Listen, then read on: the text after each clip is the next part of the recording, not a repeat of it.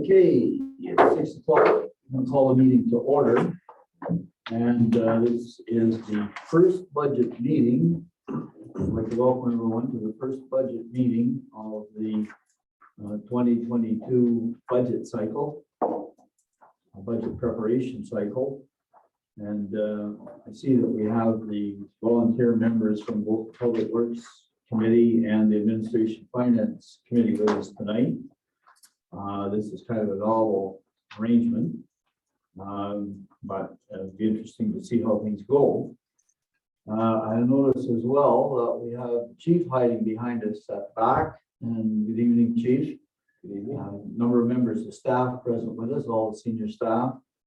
And as well, I see we have Mr. Bradley with us tonight, and don't have to remind members of the Finance Committee that Mr. Bradley is a surviving member, I guess you could say, of 3 budget cycles. And so he sits here tonight as a citizen, no longer a member of the committee. And I'm surprised in a way, but really glad to see, because it's always bothered me and still does that the vast majority of our citizens don't watch how the process unfolds. They don't understand how the process unfolds, and they really don't understand how we arrive at our decisions. So nice to see at least one member of the public here with us tonight. So with those few introductory remarks, I'm going to proceed then. And we do have an agenda in front of us.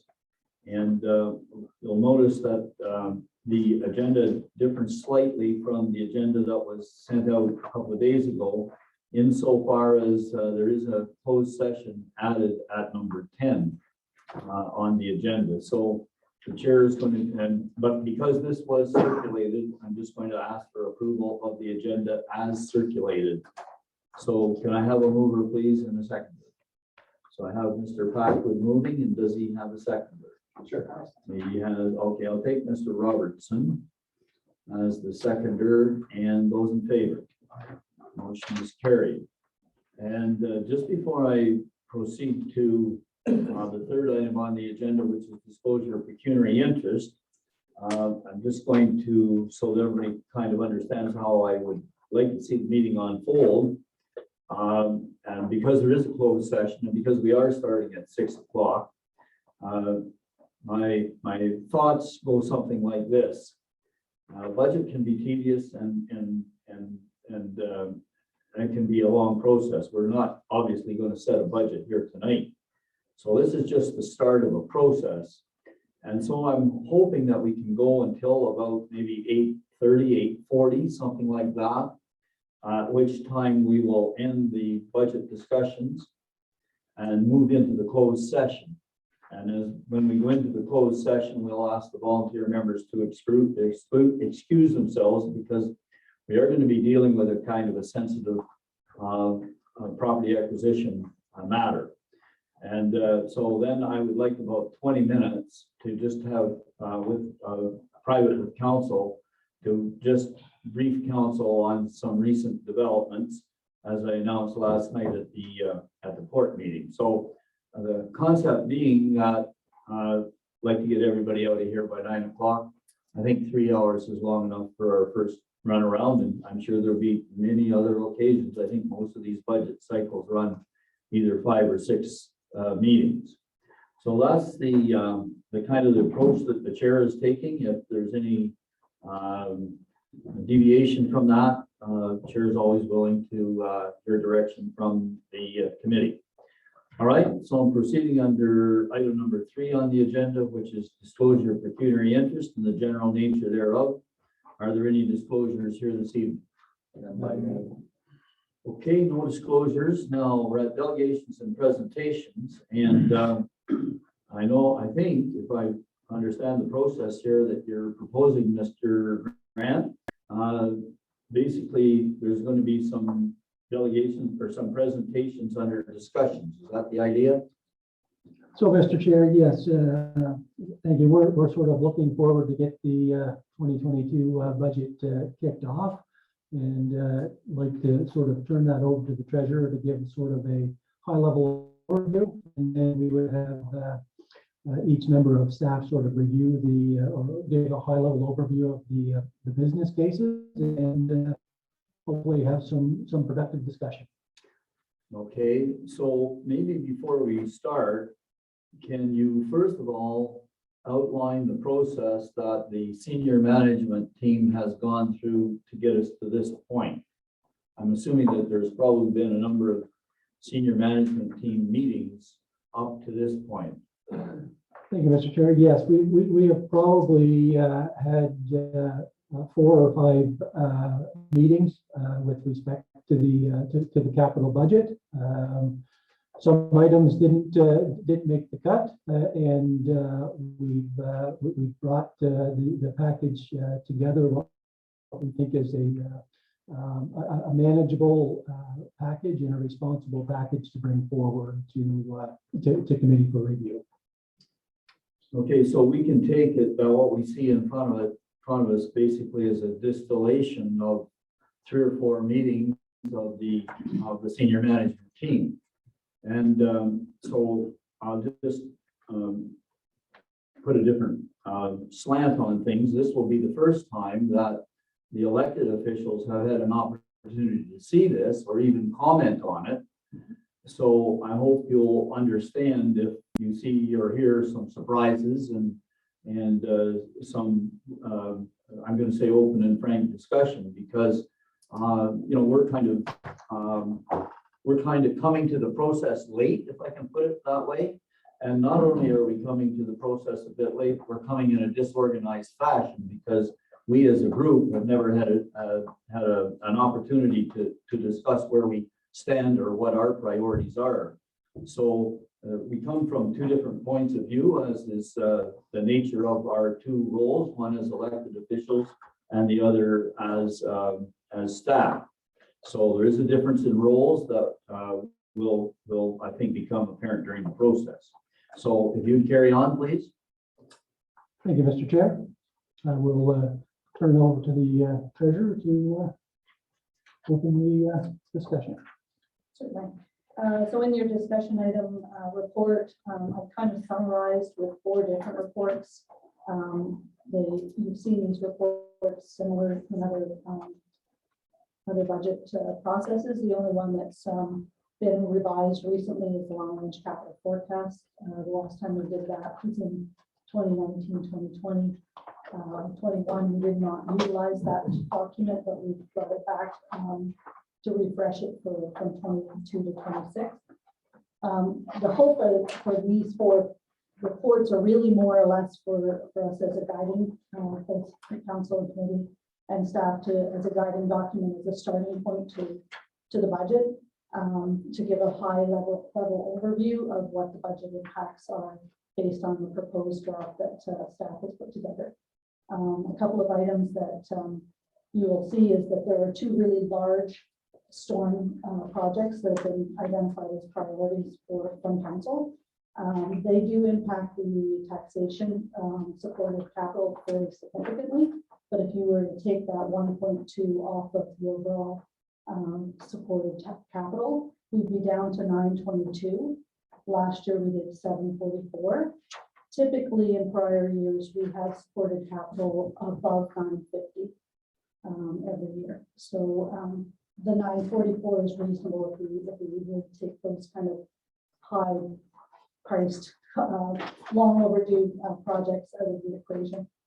Some updates that I've identified in the discussion item is that we have determined, or we've been informed of our Ontario Municipal Partnership Fund. It has increased by 21,000. That's not a lot of money, but it's better than that decrease. And I have done a refresh on the assessment where we stand for roll return. And originally, I think I said there was about $8,000 at the time when I first did it in September. MPAC did a lot of building permit reviews, and we're now at around 78,000 instead of 7,800. That will certainly help to fund things as well. And that's at the same rate as one applied to the assessment, to the new assessment. There was in the fall economics statement, provincial economic statement, that the OSIP money has been doubled. I have not yet had confirmation of what the actual amount that will be provided to the municipality. Last year we got about 191. So I don't know whether it will equate to a complete double of that 191. We still haven't found we haven't been able to discern that bit of information. Did you say that that was announced in the economic statement? It was. Yeah. And I can't research anything, and they usually send out something that will actually tell you, because it's formula based. They did say that the minimum that every municipality would get would be 100,000. We got 191 in 2021, so I don't know if it would necessarily equate to a double of what we had last year. We'll have to wait and see. The formula is based on assessment and a bunch of other factors, so it probably isn't a complete double. But yeah, basically, I'm hoping that council can just take in the information that each senior manager has provided you in a business case. This template is brand new to the senior management team. I've developed it hoping that it would be a good tool for both senior management as well as community council to get an understanding of the capital that's proposed, and that we've done an analysis on different options possibly had and the risks of either not doing the project. So I'm hoping it's helpful. Okay, so thank you very much for the introductory comments. Go ahead. Thank you, Mr. Chair. So I guess we'll, if you don't mind, we will move to 6A, which is the 2022 draft administration capital budget. So there is one proposed project, and that is the renovation of the township office, which would include the upstairs and potentially the council chambers and boardroom. Back in 2015, the upstairs was made accessible through the installation of the elevator. What we've found is that the space is somewhat limited and cramped, given the staff that we currently have, and we are in the process of looking at a building inspector, which would be an additional body within the office. And so that, combined with some of the restrictions that the pandemic has sort of highlighted with respect to distance and spacing, I foresee that as something that's going to continue for some time in that area. So the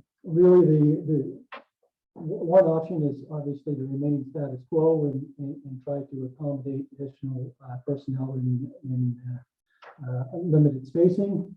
But option 2 or 3 really present the case of looking at upgrading the HVAC and electrical, and the potential for either potentially moving the council chambers upstairs, or and having office space, boardroom on where the council chambers is, or conversely, looking at a few offices in the boardroom upstairs and sort of maintaining the council chambers as it is right now.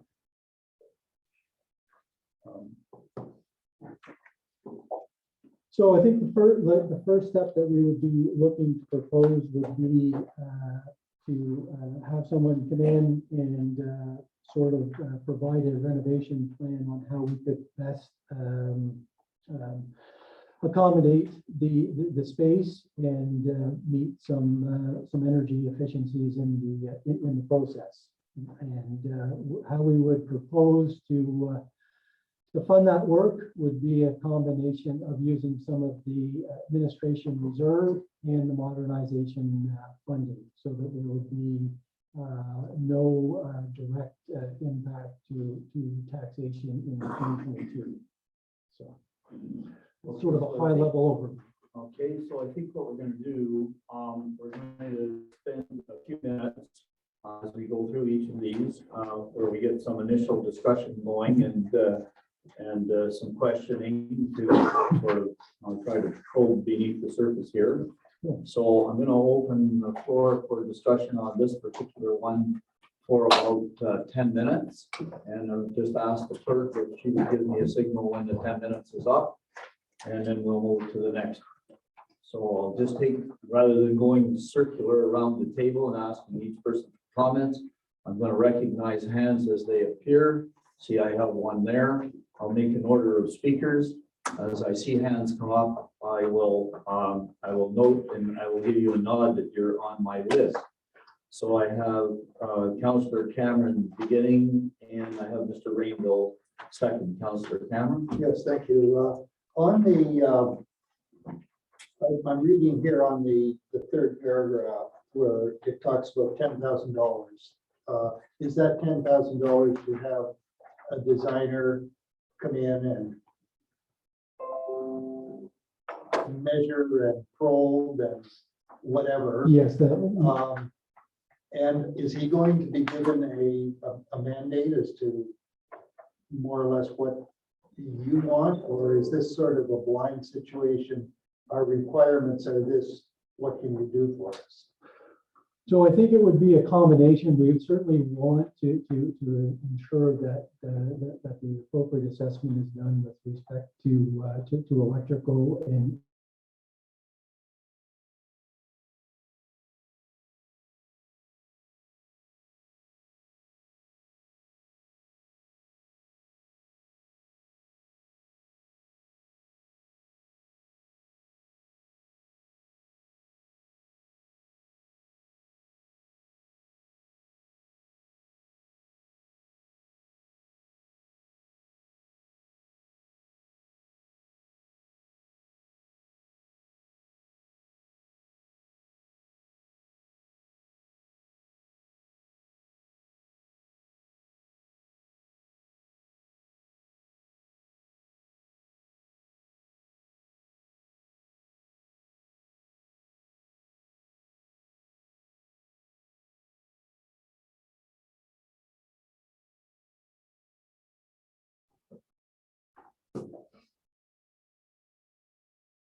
All right. Okay. So for the folks that are watching the replay of this, the meeting was on pause for about 5 or 7 minutes while the clerk rebooted the computer. So go ahead, Councillor Cameron, you have a Yes. follow up? Yes, thank you. Yes, I do agree that I think that study should be done first. I think it might cost a little more than $10,000, but I would certainly expect that the person doing the design or inspection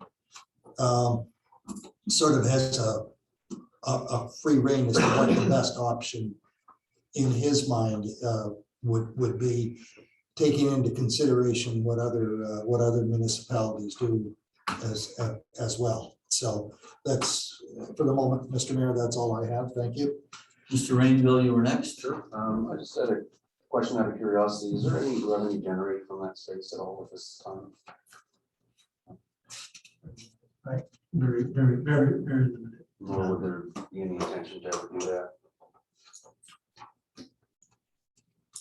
Given that, I would, I would say.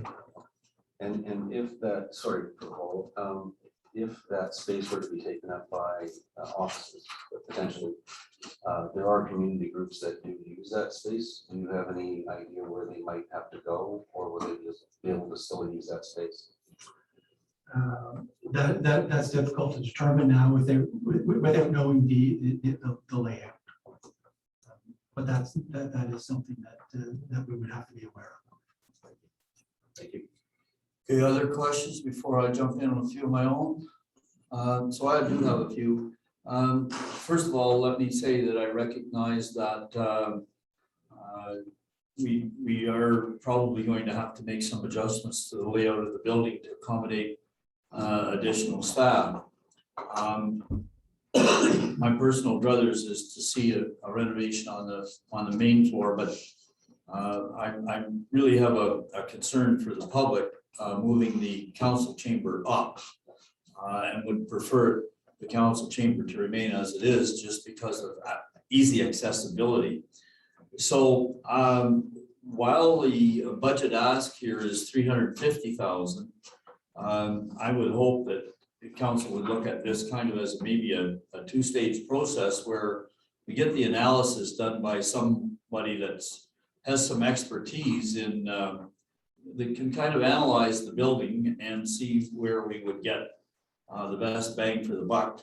And I really do feel that individuals should have some communication with not only the staff, but with council as well, so that they're guided kind of the guidance kind of comes equally from the elected officials and who represent the public, and from the staff who work in the building. So those are my few comments. I don't want to spend a lot of time on nickels and dimes and dollars and cents here right now, because we have a number of other items to discuss. So why don't we proceed then to the next item?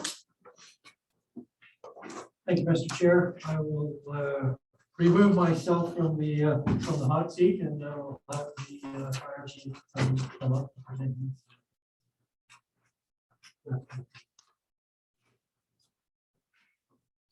Good evening, Chief.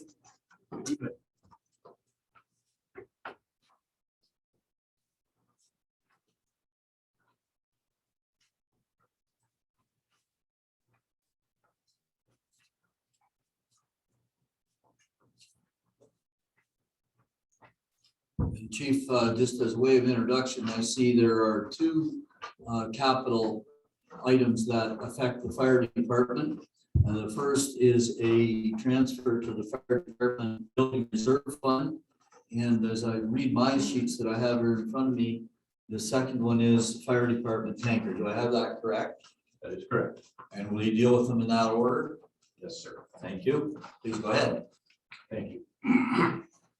So it's the first item for committee's consideration for next year's capital is transferred reserves for building for a new station in Cardinal in 2024.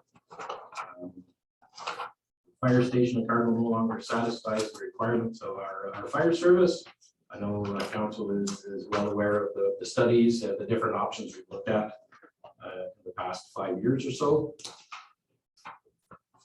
Under options, we did look at options to improve conditions, including an analysis of building new versus renovation. We've had engineering and architectural firms advise that the cost of a major renovation could potentially exceed that of a new building. Based on council direction, we have completed several studies to assess the suitability of the former arena site in Cardinal as a potential location. So the cost of a new fire station is anticipated between $3 and $3.5 million. Very hard to predict in today's climate. The current balance in the fire department building reserve is $103,000. Some non-financial benefits for a station would be creating a safe workplace for our firefighters, boosting morale among the membership, developing community pride, and supporting volunteer recruit efforts. We are dealing with volunteers. We don't have money to get them to the fire hall, so we need a facility they want to spend time in. Another item is the Cardinal Fire Station is the Alternative Emergency Operations Center. That would be taken into consideration during the design phase of a new space to make sure that we've got an appropriate space designed for this purpose. And the existing building space could be utilized by other municipal departments for additional storage, or possibly as a public meeting space in the village of Cardinal, if council so chose. Some of the risks, obviously additional investment in repairs of the existing station as it continues to deteriorate, project delays, 2 to 5% increase just based on inflation alone. And of course, we run the risk of any sort of injury or illness associated to the building and the expense to bring things back into compliance should we have an incident. And obviously, if we did have an emergency in the township requiring the alternate emergency operations center, we would have challenges working at the building in its current condition. So my recommendation is to include a $125,000 contribution to the fire department building reserve to fund architectural design and engineering in 2023. The implementation plan would be to retain an architect and engineering consultant team to provide detailed design, permit construction documents, and construction administrative services in preparation for a building 2024. The costs for these services are estimated at $350,000. Documentation, I'm sure council is familiar with the reports that are listed. I cannot provide them. I did not include them into this report.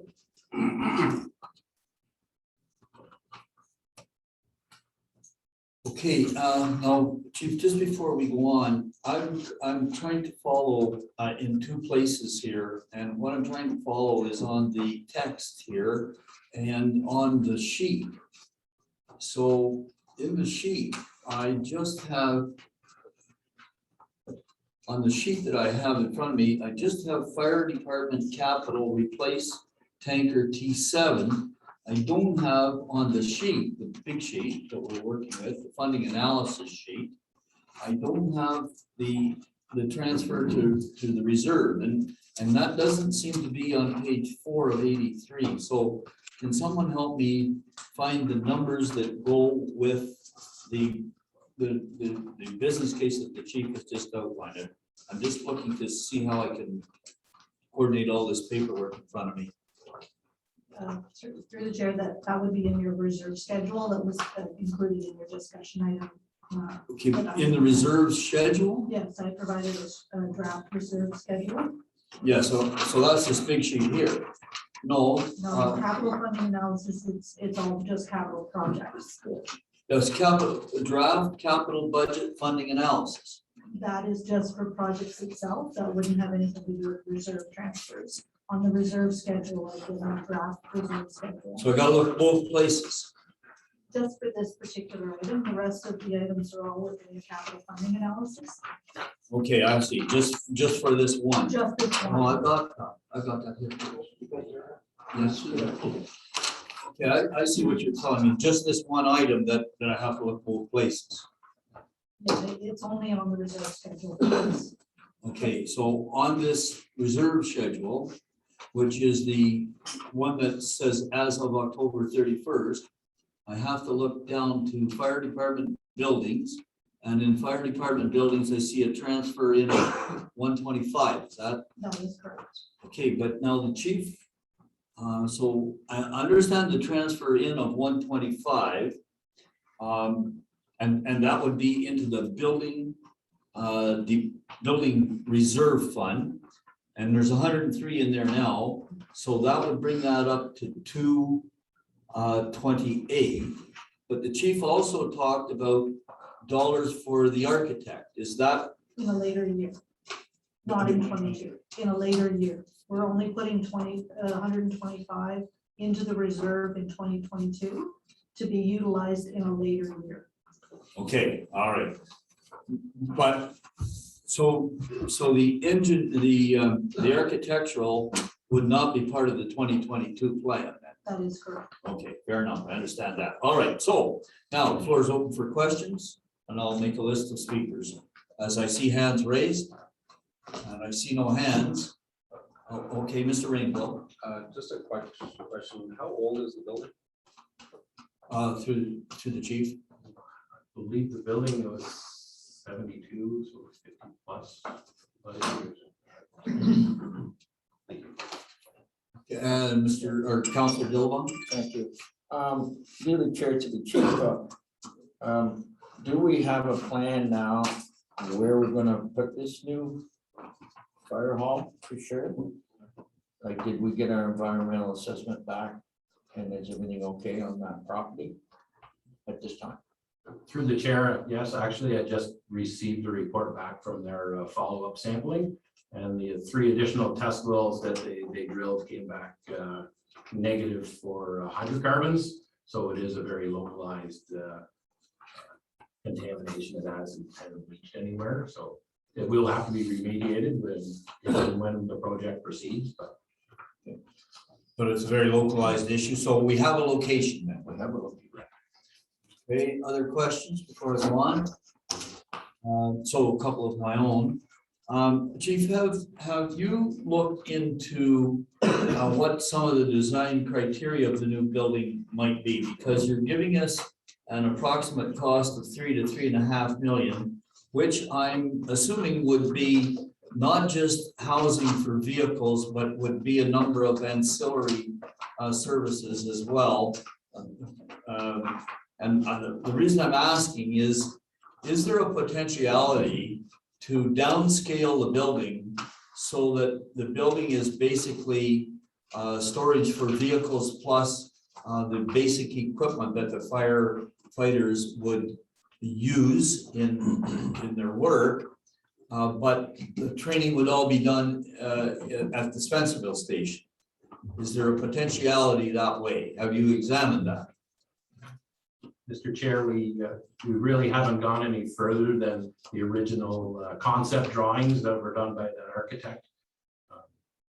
So that has not been explored. Okay, fair enough.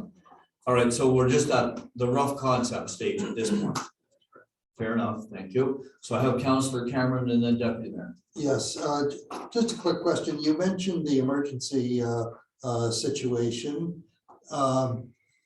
Now, I believe the arena is the designated emergency gathering point if there's a problem in the village of Cardinal. Am I correct in that? Through the chair, I'm not aware that the emergency operation has changed location. If I may, so the Emergency Operations Center is talking about the municipal control group location that our primary location is here. However, if there's a significant incident in this area, we do not want the control group in the quote unquote hot zone, and they would be located out of the fire station in Cardinal. Thank you so much. I had my emergencies mixed up. No worries. Okay, but, and I don't want to put words in Councillor Cameron's mouth, but I think there's another aspect of it, and that's that it's a gathering, emergency gathering place for the public in the case of an emergency. Yeah, that's the. Is that not the ingredient center? It is not designated that, no. There's, I believe that there are only 4 designations within the county. Okay, so if you don't mind, I'm going to probe this. I have Deputy Mayor coming in here in a minute, but I just want to probe this just a little bit more. If we were faced with a situation where we were forced to evacuate, let's say, a block or 2 blocks of residential homes in the village of Cardinal, where would we send those people? So through the chair, it would depend on where the location of the event was.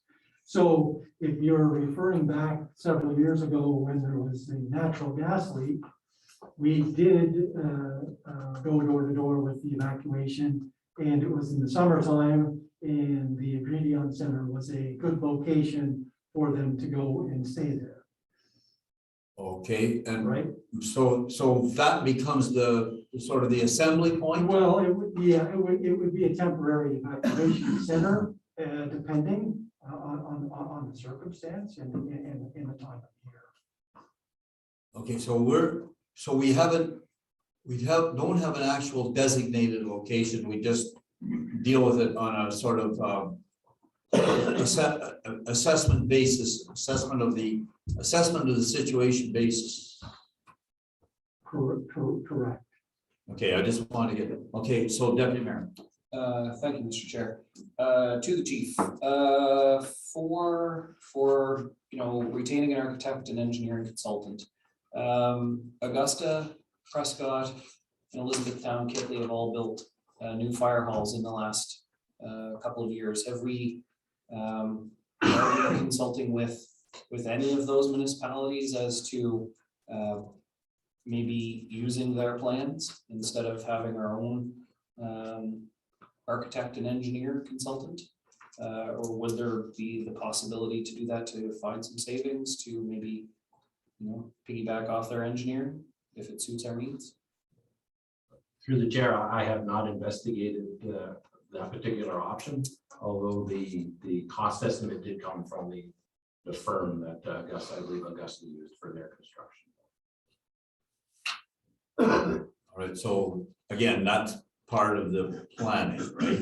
All we're looking for at this point is 125 for reserve fund, but I think there's been enough, the deputy mayor brings up a good issue, and I want to be honest that I have explored that issue with the mayor of Elizabethtown Kitley and said, what are you going to charge me for your plans? Because I mean, once the architect draws the plans belong to that township. And half jokingly, I just said, what are you going to charge us for your plans? So that is something for the staff to explore. I understand that totally, but the deputy mayor raises a good point.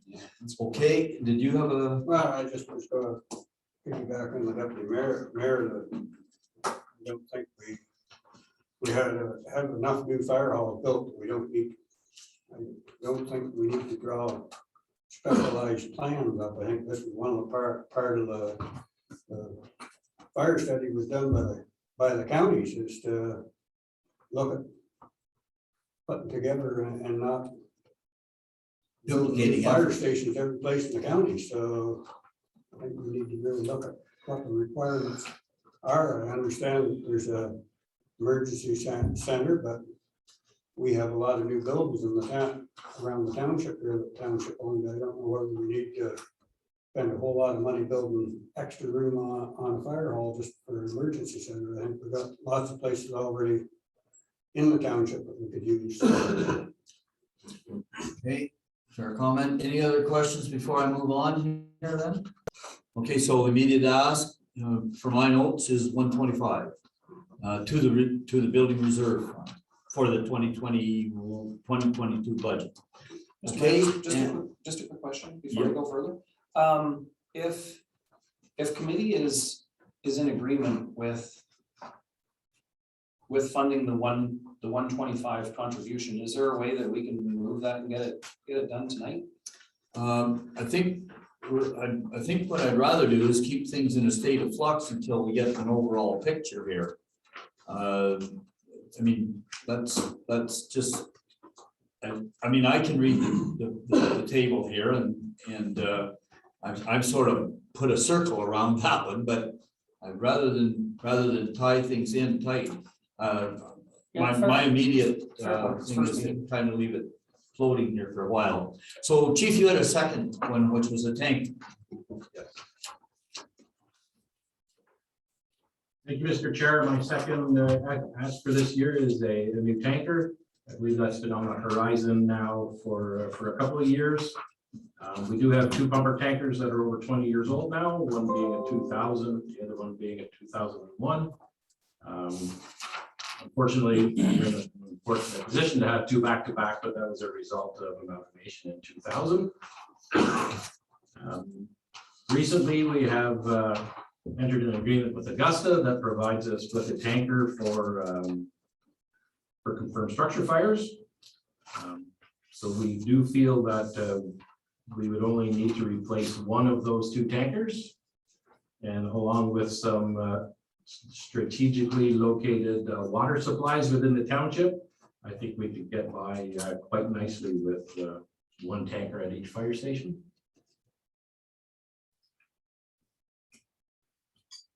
So I guess not to misrepresent my intent,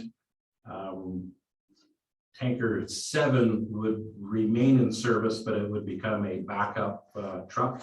So basically we would have one pumper, one tanker at each station, and then one backup pumper in the case of a breakdown or a major incident. We do have that capacity. The advantage of going from 4 pumping apparatus to 3 pumping apparatus is reduced reduced equipment costs because pumpers have all kinds of hose and nozzles and all kinds of equipment that has to be maintained and tested every year, so you would not have to do that you'd have one less truck. Being a reserve truck, it would have a longer service life, so we could keep a truck in reserve up to 29 years. Increased efficiency. If we had a few water supplies in the township, we could reduce our travel time and operate with less trucks. And reduce risk. Again, if we have additional water supplies, we don't have to drive as far to get the water. We don't have long distance tanker shuttles in operation that could create havoc with collisions with motorists. And it would also make it safer for our firefighters to operate because they'd be getting water at a place designed for them to get water, not just in a ditch or the side of the creek somewhere. So under our business need, tankers are essential for effective firefighting operations in rural municipalities. With the size of our township and the distance between fire stations, it's imperative to have a reliable tanker at each station. And again, our reciprocal tanker agreement with Augusta provides both of us with an additional water supply for structure fires when large volumes of water are typically required. The problem with that arrangement with Augusta or any other mutual aid is the time it takes for the truck to get here. So we still need a couple tankers in our township to ensure we have water available on the scene to efficiently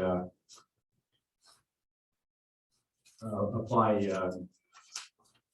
water in a timely manner. The other thing our tankers do due to their size and weight, we use them on the highway to create protected work areas for our firefighters when we're on the highway.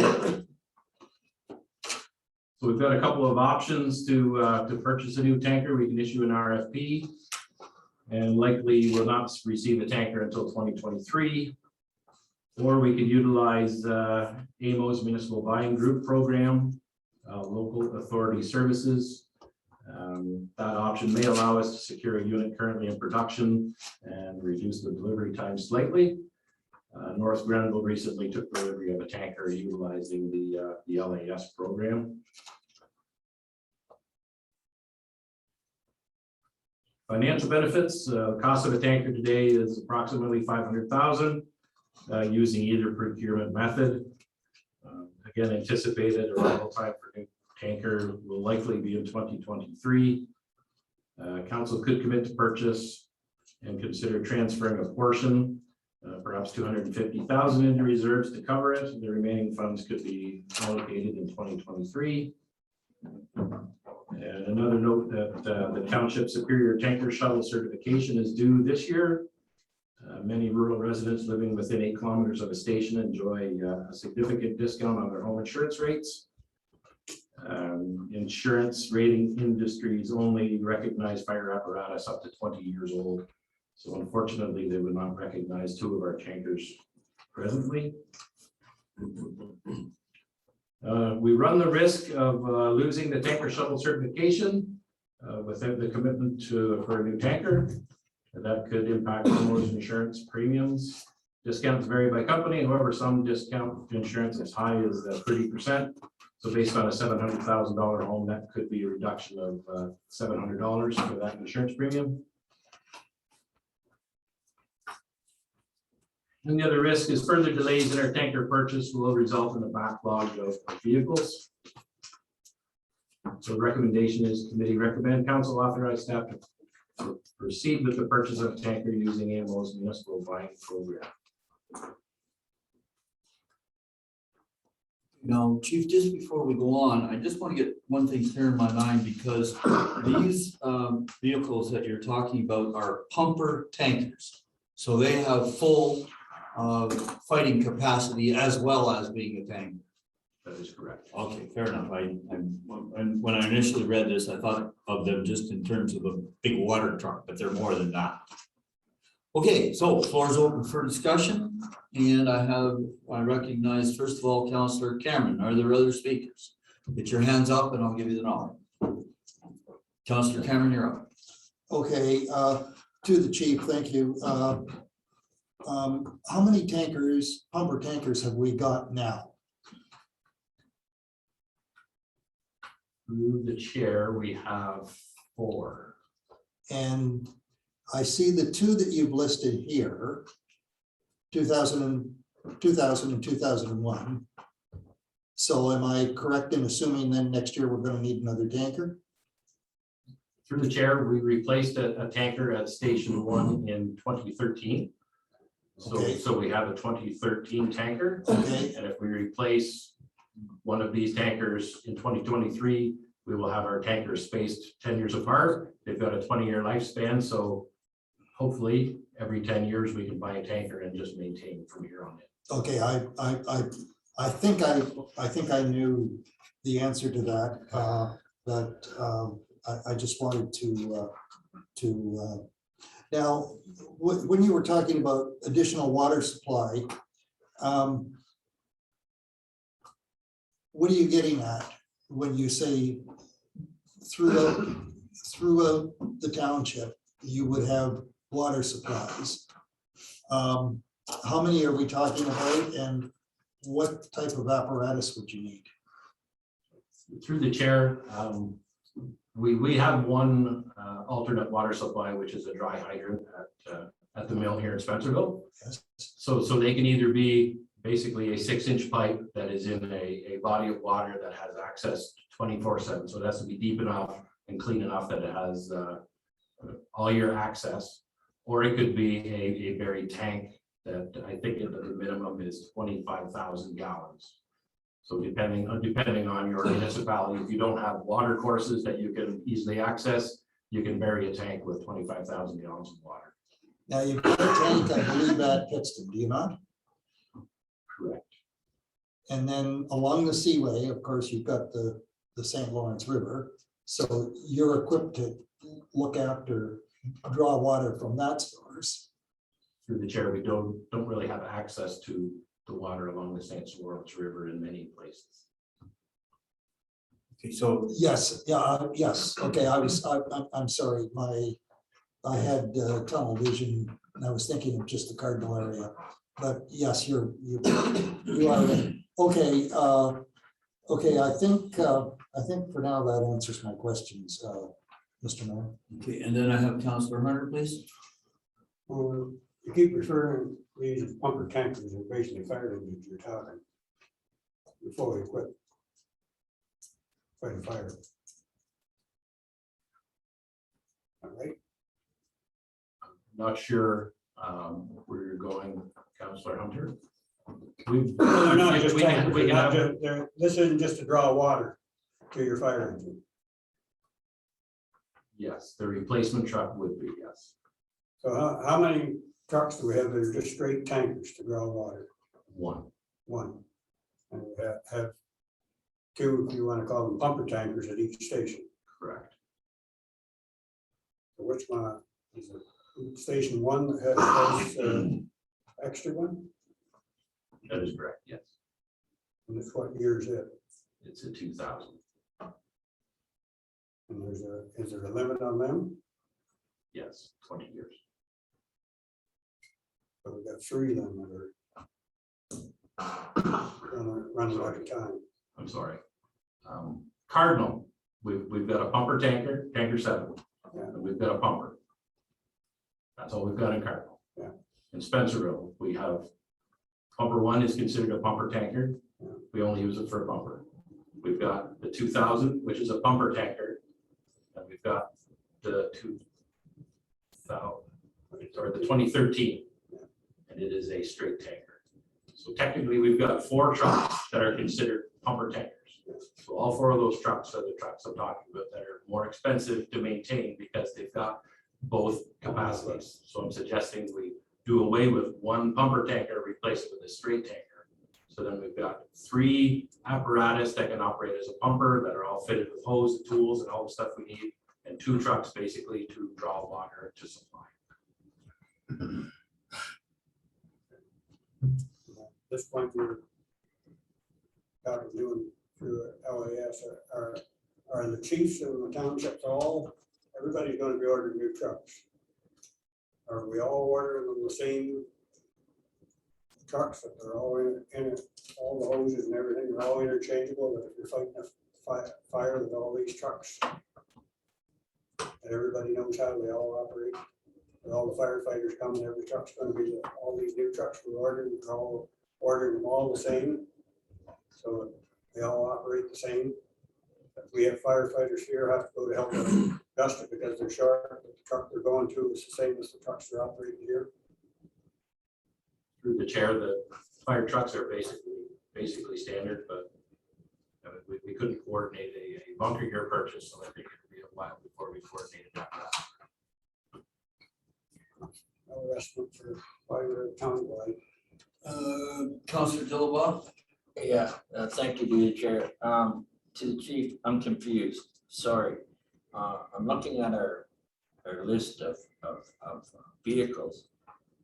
And it says T3 and T7s are just tankers. But they are tanker and pumper, those are listed just as tankers. That is correct. So it's tankers and pumper, 3 and 7. Correct. You want to do away with one pumper tanker and have just one tanker and one pumper tanker. Is that right? Just one tanker. I know. I should have drawn a picture. Well, your list says a pump, just a tanker here. The two down there says tankers. So they're pumper I tankers. want to retire tanker 3, pumper tanker 3, Okay, you want it out, okay? and I want to replace tanker 7 and move tanker 7 to Spencerville to act as the reserve pumper. Okay. Thank you. So now, Chief, just before we go on, can you tell me a little bit more about this LAS procurement program? The way you sort of started it out, and I just want to confirm that I've heard you correctly, is that through the offices of LAS, that they have somehow a number of these types of equipments in production, but not yet spoken for. And that municipalities throughout the province can jump in and take them off the line. If I conceptualize that correctly, is that the way that LAS program works? I believe so, Mr. Chair. So they've gone out for RFPs with different manufacturers that they basically become certified to participate in the program. So if we want to purchase a unit, we contact the representatives from that company directly. Say we want to go through the LAS program, we give them a contract number, and then they apply whatever discount that they've already negotiated with Able. Okay, now can we talk just a little bit about the procurement? Because I know in a previous year, we did it over two budget years. We ordered late in one year and made either a deposit or a contribution at budget time into reserve fund. And so that became half, and then we took delivery in the next year and the same amount was put into the budget in the second year. So we knew when we made the commitment the first year and made the transfer into the budget the first year, that we were committing ourselves to the purchase and that the purchase order would be issued towards the last quarter with anticipated delivery in the first quarter of the next year. So the actual total expense straddled. Can that be done by both methods of procurement? I believe so. I think it's unlikely that we would be able to procure a truck in 2022 if we wanted to.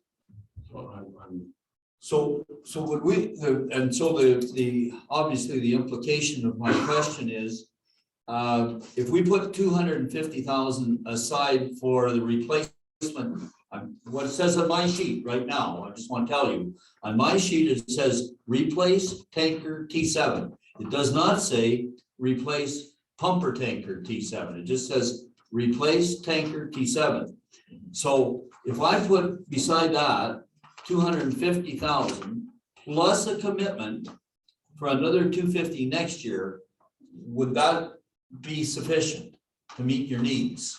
And I'm fully aware of how important the shuttle thing is. Yes. Okay, further questions before we move on to the next item? Just, Go ahead. yes, on your reserve, under fire department vehicles, you've got $310,000 in there. Susan, where's this, Mr. On the reserve sheet, the large one, Yes, for vehicles? your fire department vehicles, Yes, there's 310 in there now. 310,000 in there. But you're not, for this tanker, you're not going to use any of that money. Through the chair, not in 22. Not in 22, No. not in 2022. Correct. So is it going to be used in 2023, 2024, 2026? That, it could certainly be used in the later budget if it's And- needed or required. And then why couldn't it be used in 2022?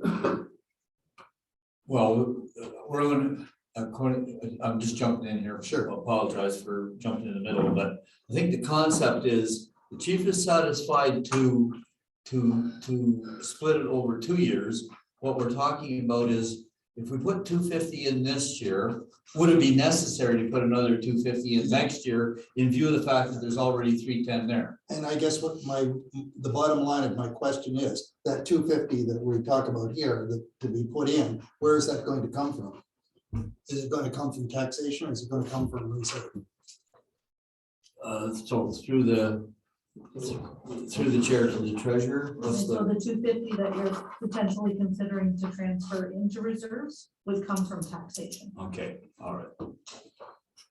So I can put 250 in that column there. Yes. And I think then the whole question of how we allocate that 310 is a discussion, becomes a discussion for the 2023 budget in my mind. If I've heard the chief correctly, it becomes a discussion for 2023 budget cycle, whether we add to it in 2023 or draw from it in 2023. Is that, am I conceptualizing that correctly? I see the treasurer nodding. Okay, and I see the CAO nodding, a number of nods.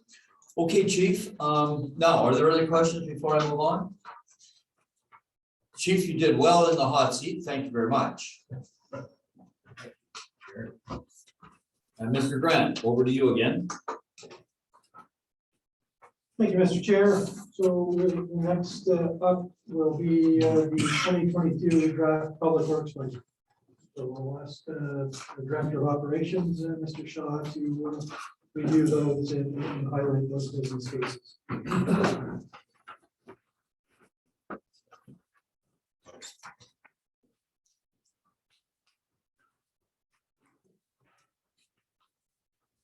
So the background, the following 2021 capital budget projects are partially completed and have been included in the 22 capital budget. Vladimir Road guardrails, Ventnor Road Bridge, engineering and surveying costs on Cedar Grove Road, Edison Avenue resurfacing. These WIP projects will be funded from funds carried forward, so do not have an impact on taxation support capital requirement. Attached capital business cases for public works have been prepared and are being presented for discussion and consideration in the 2022 township budget. Johnstown drainage project, Spencerville drainage project, 3/4 ton truck purchase, replace mower attachment, and purchase additional used sidewalk well. All right, now, before you go on, Mr. Shaw, can you just give me a minute? Because I want to see where I find those 5 projects. Are they on my budget analysis sheet? My capital funding analysis sheet?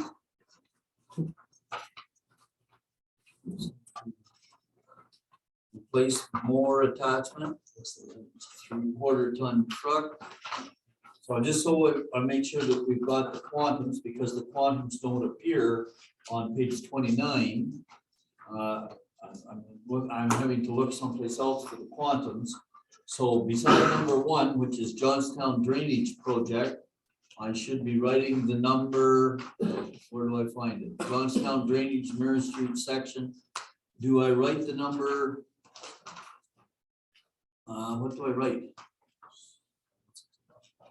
I don't write 761. Oh, yes, I do. I write 761, do I not? Is that what I write there? On page 11 of 83. Oh, 11 of 83?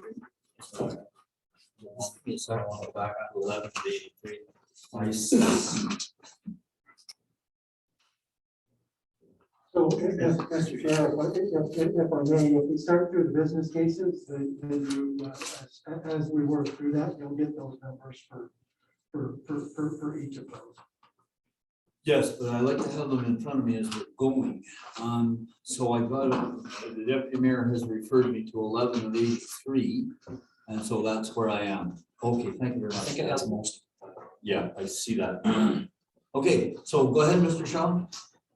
So, in 2020, Career Gallery Group Incorporated was retained by township to complete drainage master plan on existing stormwater management system in the village of Johnstown. Report outlined current situation, specific drainage problems found within the site, recommendations on stormwater management techniques, and overall drainage improvement plan. Drainage master plan was presented to committee in December of 2020. Committee of the whole. They worked through and did the engineering and design.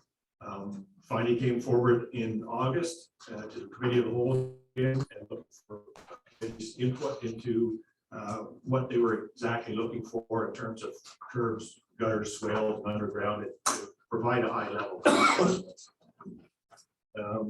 In September this year, conducted with the township, GGG provided open house for residents as required by the MECP environmental compliance approval. Overall, phase 1 was presented to residents and council members and questions taken. There's long-standing concerns of the residents of Johnstown in regard to property drainage. Over the years, some of the existing drainage components have had culverts inserted in road layouts, ditches, and covered over. Many of the culverts in the existing ditches are in poor condition and the fall is inadequate. Council has expressed interest in maintaining existing property profiles while adding some underground infrastructure and above ground contour to make the system more efficient and bring it in line with current regulation. Phase 1 of the project encompasses Mary Street and Sophia from County Road 2 to 2nd Street. This phase of the project was chosen as a starting point as it contains 2 outlets. Under current regulation, the addition of any underground storm infrastructure requires oil grit separators, installation before discharge to the natural environment. Subsequently, 2 grit and oil separators are included in the scope of provide required base for future expansion of the system. The MECP application has been submitted for the project and currently is waiting to be assigned. Tender drawings are 80%, and the project is ready to tender once the MECP ECA is issued. Options or solution analysis remain status quo. The design work completed and tender documents prepared, ready to go, ready to issue. Project will be shovel ready status for a tender at a later date. This option leaves the project in a ready state for future consideration. Option 2, phase 1 full scope. Proceed with finalizing design and tender documents in 2021. Issue request for tender in late 2021 or early 22 with plans to complete during the 2022 season. Phase 1, another option is reduce scope. Proceed with finalized design and prepare a reduced scope to word tender document that only completes one of the 2 sections. Issue request for tender in 2021 or early 2022 with plans to complete the work in the 2022 construction. Financial or non-financial benefits. The 2021 budget allocated $125,000 to the Johnstown drainage. It remains status quo. Engineering design and tender document preparation cost is $32,542.85, including non-rebated HST. This work will be completed in late 2021 or early 2022 and covered under the allocated $125,000. The $92,475.15 remaining in the budget that could be placed in stormwater reserve. This option has no direct impact on the 2022 budget. 2 are financial. Phase 1, full scope, there is 92,457.15 that can be carried forward as work in progress specific to this project. In addition, $50,000 allocated from the Federal Community Building Fund, formerly known as Federal Gas Tax. 60% detailed design cost estimate for the project is $1,398,891. This price includes 15% contingency. The construction phase of the project is estimated at 10 weeks, and the contract administration fee is estimated at $46,750. Total project cost is estimated at $1,445,641. This project has a funding deficit of $1,303,183 that would need to be offset through one or multiple funding sources, including taxation, reserves, short-term borrowing, and or eligible grants. Other related non-financial benefits include improvement of aesthetics and lawn maintenance and reduced hazards, steep ditches, and water. Phase 1 of reduced scope, there is 92,457 that can be carried forward as work in progress specific to this project. Reducing the scope by 50% would not directly correspond to 50% cost savings. The cost estimate for completing one street is estimated at $839,334. That's 60% full scope. Contract administration is estimated at $35,062. 75% of full scope. Total reduced scope project is estimated at $874,397, which includes $761,179 for storm sewer, $113,218 for road portion. This project is funded, has a funding deficit of $731,940 that would need to be offset through one or multiple funding sources, including taxation, reserves, short-term borrowing, and or eligible grants. Other related non-financial benefits to residential properties within the reduced scope of the project include improvement in aesthetics and lawn maintenance and reduced hazards, steep ditches, water flooding. Risk analysis remains status quo. This option does not physically address any of the identified drainage problems, including the master drainage plan. This will likely lead to further deteriorating infrastructure conditions in the area and continued resident frustration. Phase 1 full scope. This option aligns with and starts to physically address the priorities contained within the master drainage plan. The full scope of work carries the highest cost in the 2022 budget.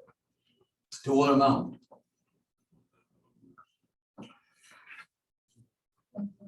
Yeah, 1,445,641. Say again? $1,445,641.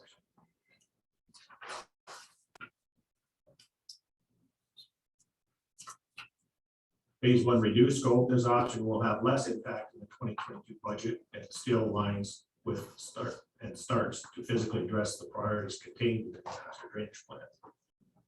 Recommendation that committee recommends council includes phase 1 reduced scope, Mary Street only, at $874,397 in the 2022 budget, and direct staff to further investigate funding sources.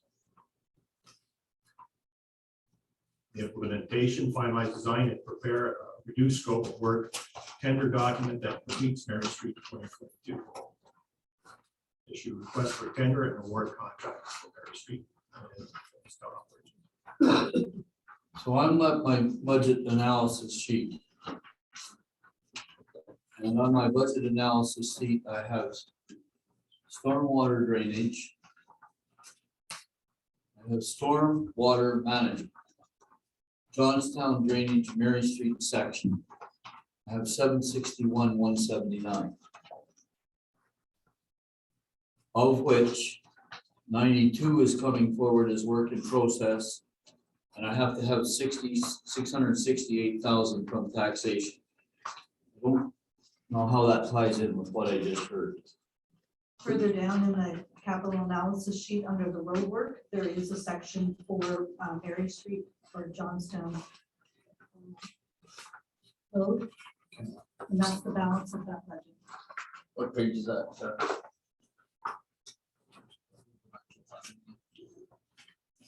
Yes, but 11 is a 5-year, page 11 is a 5-year project. Let's go to 2022. Under Mary Street, County Road 2 second, 0.31 kilometers at $113,218. Which is in this, it's in the, It's just divided into two pieces. has to be divided in two places because it's two separate assets. Sorry? We need to divide it up into two separate places because they're two separate assets. We're replacing the storm sewer for the one amount and then the road surface is a different amount. That makes up the 74. I know that the 113 that I see on page 11. Plan is to use 50,000 from the gas tax.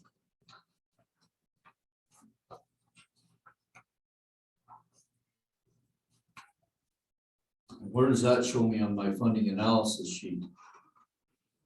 Mary Street, 0.31 kilometers, 113. 218 minus the 50. And yeah, so that is, there's the 113 there. 50 is from the gas tax. And the budget implication is 63. So the budget implication is the 63, 218 plus the 668. Correct. Okay, floor is open for discussion now that I've found myself.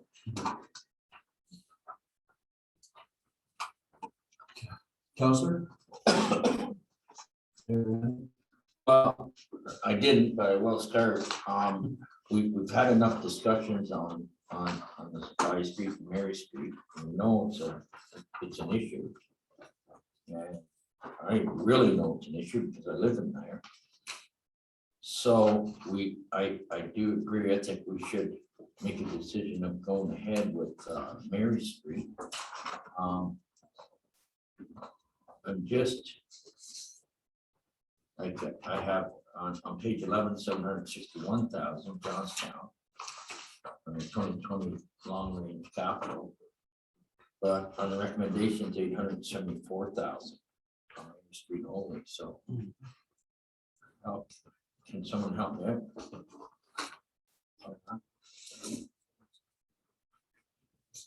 You see that amount like 874 is the recommendation on Mary Street. But on the drainage in Johnstown on page 11, it's 761, 179. Again, the road work itself is in further in another section because. Oh, we the have to divide- 113,000. Correct. Okay. Divide- Yeah, Yes. no, yeah, Those are I two see it. separate I see the 113, yeah, okay, no, that's fine. Question. Go ahead. Mr. Mayor. Through the mayor to Mel, or to the treasurer, sorry. Melanie, so it's suggested that funding options, but I mean, what borrowing, like, is there a duration that we're looking at, like 10 years or something like that? And what would the impact to taxation be? I suppose that's the further investigation that you want to do, or do you have more info, or did I just not see it? No, I did not provide info specific to the options of funding at this point. I think where we're trying to get is the sense of where council and committee is in terms of what they want included. And I don't want committee or council to get an impression that if you nod your head that this is what you want in the budget, that it's set in stone and that we, there's no coming back from that. I think this is really trying to get a gauge as to what projects are in the forefront. Funding sources are always going to be an issue, regardless of what project we're dealing with in any one of these business cases. And I know that dollars are probably forefront in all of your minds. And those capital funding analysis is really a guideline of where we start. But there's still a lot of work that has to be done to determine what our final or semi-final budget is before we determine how we're going to fund that. So it's really about the business cases and whether there's merit in those cases to proceed. I want the focus to be on tonight. In other words, is it in or out, and then we go from there. Yeah, and if there's merit to the case, we'll keep it in, then we'll try to figure out how do we manage this within the constraints that we have. But it can be removed, sorry. But it can be we can still remove it later on. Certainly. So, yeah, okay. I thought. Were you in? Yeah. Yeah, I- Well, business case plan, I can see it either way here, that you're going with splitting this project. We've got two basic projects coming up here. We've got the Spencer drainage one coming up here too. We've got a big deficit of funding on both projects. We've got to figure out where the money's coming from. It's been estimated, one of the estimates is here to borrow part of the money over a term to pay for it. If we look at borrowing the money for this, I'd sooner see us do the whole project.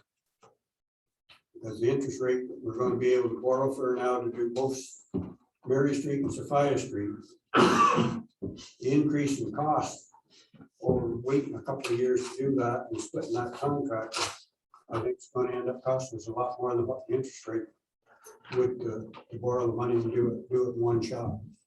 Like as the engineer said to us, the bigger the project, the better the price you're going to get, because then the bigger guys are going to bid it. You do expense one both in 1 year. That's one staging to do $2 million out there between them all. So I'd like to see them all left in here until we figure out if we're going to borrow the money for any of it.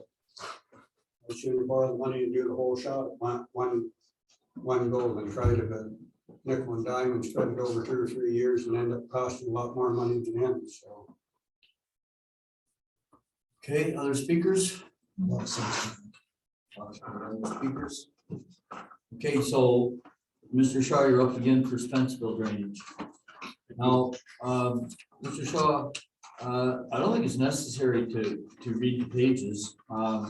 We've read the pages and forgotten about them as quickly as we read them.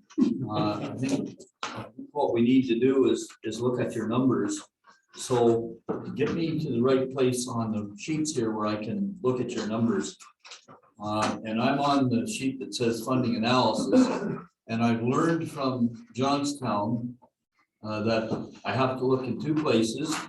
And so in Johnstown, I looked at 761 and 113. And I saw that out of those 2 numbers, 668 and 63 were coming from taxation. Now, looking at Spencerville, I think we know the issue. 932, as I understand it, would be the drainage. And then is there a road component would be the one that's marked Cedar David Charles Street 0.56. That's the 263. And if I follow across, out of the 932, 562 would come from taxation and 28 would come from taxation. Have I got that right? Correct. Thank you very much. I'm learning how to read this.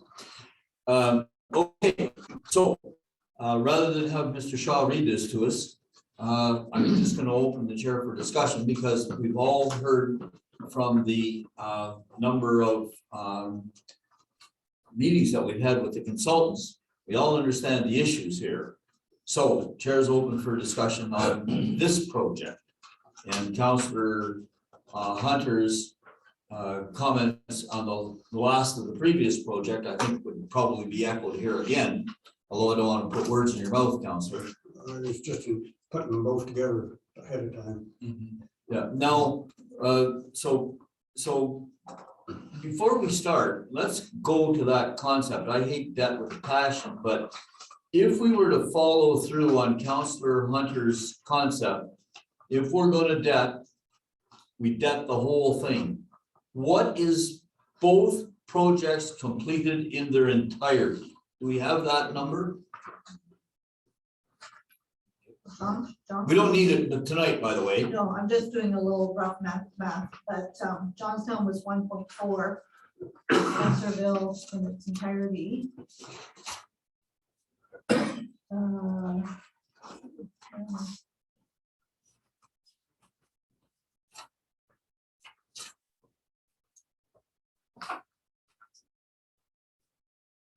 point two, 1.19 or 1.2. All right, so both projects in their entirety takes us up to around 2.6. Okay, so let's just stop the discussion there and suspend the discussion on this for now until we get the larger picture here. Unless others have questions. I just don't want to get us bogged down on. Just one thing on that, there's roughly 500 some thousand that's already. What we're looking at borrowing is what it was going to cost against our tax base here. The money you already have allocated it in there, we wouldn't be borrowing that. That's already set in the budget. We already We're have not some looking at funds to bring forward. borrowing over 2 million. We're looking at 1.6 or something, eh? Yeah, possibly. Sorry, I want to make sure that I understand you, Counselor. What you're saying is that if we accepted what's already coming from taxation, right? If we accepted that. And work in progress money that's in there. And the work in progress money, okay. So that, but the implication there is the implication just the work in progress money would go against the 2.6? Or would it be the work in progress plus what's shown as coming from taxation? Well, there's not much showing in taxation in here. It's just showing the deficit. Well, wait a minute now, there's 562 and 668 and 28 and 63. That's what would have to come right now.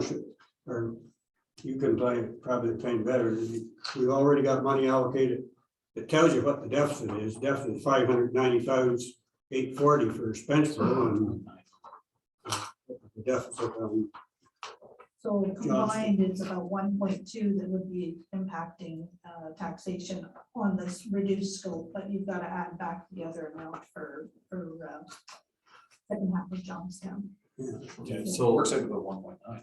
Yeah, would be just under 2. Yeah, just under 1.9. I have it as 1.944. okay, so let's suspend that one for now, and we'll move on to Mr. Shaw's next ask here. This business case is for the purchase of a 3/4 ton truck.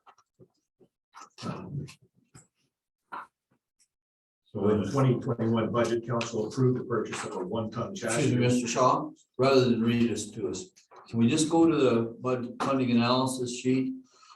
On the funding analysis sheet, as I see it, there's a draft budget of 60,000, is that correct? That's correct. And I'm showing work in progress of 55. Right. And requiring 5 from taxation. So I want to get this thing moving a little bit faster. It's probably in here, but I'm just going to jump quick to the question, ask the treasurer, the 55 that's shown as work in progress, in what sense is that work in progress? It's not a project that we've sort of started. So through the chair, the director of operations was initially starting to discuss the business case, and in his business case, he's already identified the fact that in 2021, we have $55,000 allocated to buy a 1-ton truck. So if we don't purchase that, which we haven't in 2021, that amount of money will get forwarded or carried forward to be used to purchase the 3/4 ton in 2022. Thanks for the Coles note version, appreciate it. Okay, are there questions related to this ask? No. Okay, so we can move past this one then. So Mr. Shaw, you're back on again. All right. So we're at the capital business case, the purchase of a new roadside mower. Business needs the township purchased the mower attachments in 2016 and 2020. Purchase were Kubotas at a cost of $12,000 and $14,000. Prior to purchase of the 2020 attachment, a total of $14,000 spent repairs from 2016 to 2019. Expected useful life of this type of equipment is 2 to 3 years. well, the process of going this year, more bearings started making a loud noise. Staff took it to the local mechanic in Ventnor and had it to change out the bearing. When he took it apart, he found that the barrel, which holds the seat for the mower, it looked like it might have struck on one of the lugs and bent it. He said that the barrel is likely harmonically balanced. If you see the pictures in the back of the report, it shows a picture of, it's not too good to see in this picture, but the lugs holding the teeth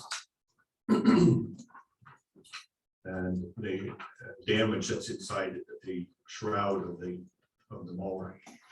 So the big problem, a lot of times in the past, they've been able to patch it up. But in this case, with the barrel being harmonically balanced and the lugs being out, he's afraid that the barrel might be warped. And if that's the case, you'll never keep any bearings in it. So he thought he gave an estimated cost on fixing it. And it was about $20,000. And the cost of a new one is about $90,000. So the recommendation is the committee recommends the council include the purchase of a new mower attachment into the 2022 budget. Looking for a list of speakers, Mr. Blackwood. I presume through the chair, this is a rear attached mower on the tractor. Yes, side yard. I think it's foolish to buy one of them. And I'll tell you why. In front of my house, on the south side of the road, the slope is very steep. And if you drive the tractor, one wheel on the road and one in the ditch, right in front of my house, there's a huge gouge right under the pavement and in the gravel shoulder from that.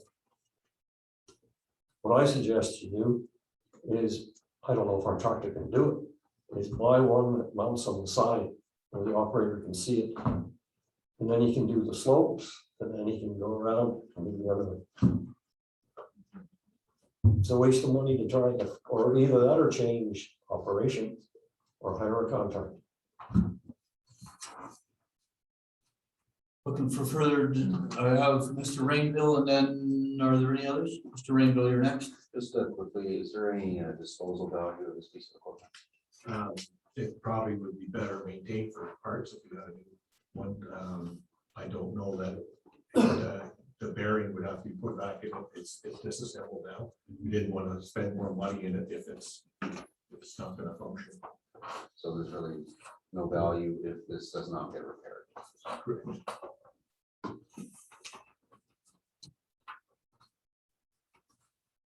Other speakers? Counselor? Well, these rear mount extended mowers work in 95% of the places that we mow in our roads, and now we have hydraulic brush head on our loader. I think it's more a case of maybe judging where some of these steep places are that we mow them with clever apparatus rather than trying to get down in some of these bad places to do it. We invest money in the other. I know where Mr. Packwood's coming from for these other mowers, but it's not just the cost of the mower to buy one of these equipment. That tractor's not going to handle it. You're going to have good tractors for 140 horsepower tractor to handle that mower, and you're talking $150,000, $160,000 in for a tractor, another $70,000 for mowers.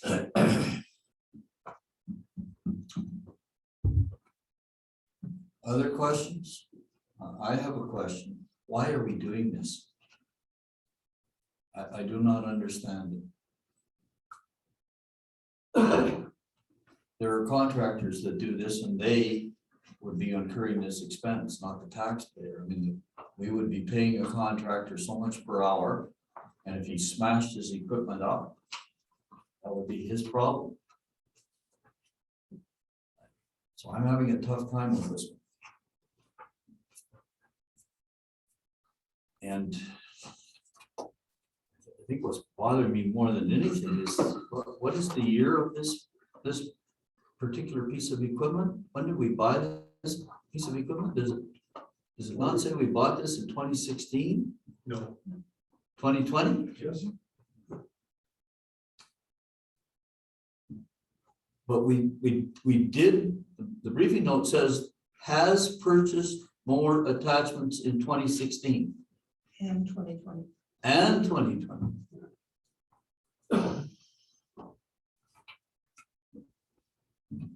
$12,000 and 14 and now 19.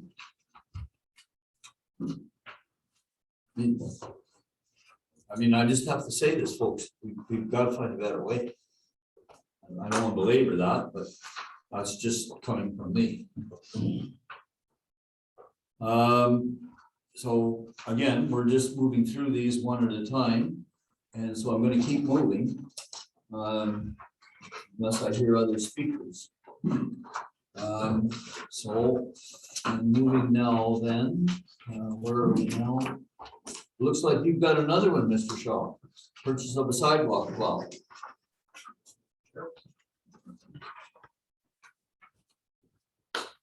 If I see my numbers, it looks like 35 in straight from taxation. Is that correct? Okay, go ahead, please. So operations department including purchase of a pre-owned sidewalk plow, the 2020 capital budget. Township's former contractor has folded up his business basically. So we're in search of means of doing the sidewalks here in Spencerville. We've been looking at a number of used vehicles through different media and actually made a visit to Brockville this Monday to look at one of their units that they may be interested in getting rid of. I've also contacted the dealer in Ambro for Holder and spoke with them. Learned today with the mechanic in that at our shop doing maintenance on the Cardinal that they may have a lease return next week. I checked in to see if they had leases several weeks ago. And at that point, they had one machine that was meant for sweeping, not for the plow application we have. They would only let it go as is. So that wasn't an option. Investigated one of the local contractors here in town that does some of the work for the township analysis shoveling here at the township office and at the library. See if he would be interested in doing that. Basically, he was interested. He's got a Kubota tractor with a plow. He was looking at a salter attachment. However, when investigating the liability insurance, he found out that his insurance would be close to $19,000. So that makes the cost quite big for that. So spoke with Mr. Purcell in town here in regard to insurance rates and so forth and where this was going in the industry. And apparently a lot of the small businesses that are involved in this type of work are not being able to get insurance at all, or they just can't absorb those costs. So it's a difficult thing. The larger companies basically have a wider area and their costs are spread out. They're the only ones that are remaining in that business. So that's not a viable option. So we're recommending that we look at buying a used unit. The number of units available right now are dwindling. The $35,000, 25 to 35 was the range that what we were seeing coming up for 10-plus-year-old vehicles that were relatively good shape. So the recommendation that committee recommends the council include purchasing a pre-owned unit with blower, a plow, and a salter attachment in the 2020 budget at an estimated cost of $35,000. Discussion, chair is open. Yes. Looking for speakers, Councillor Cameron. Yes, so $35,000 for a 10-year-old machine.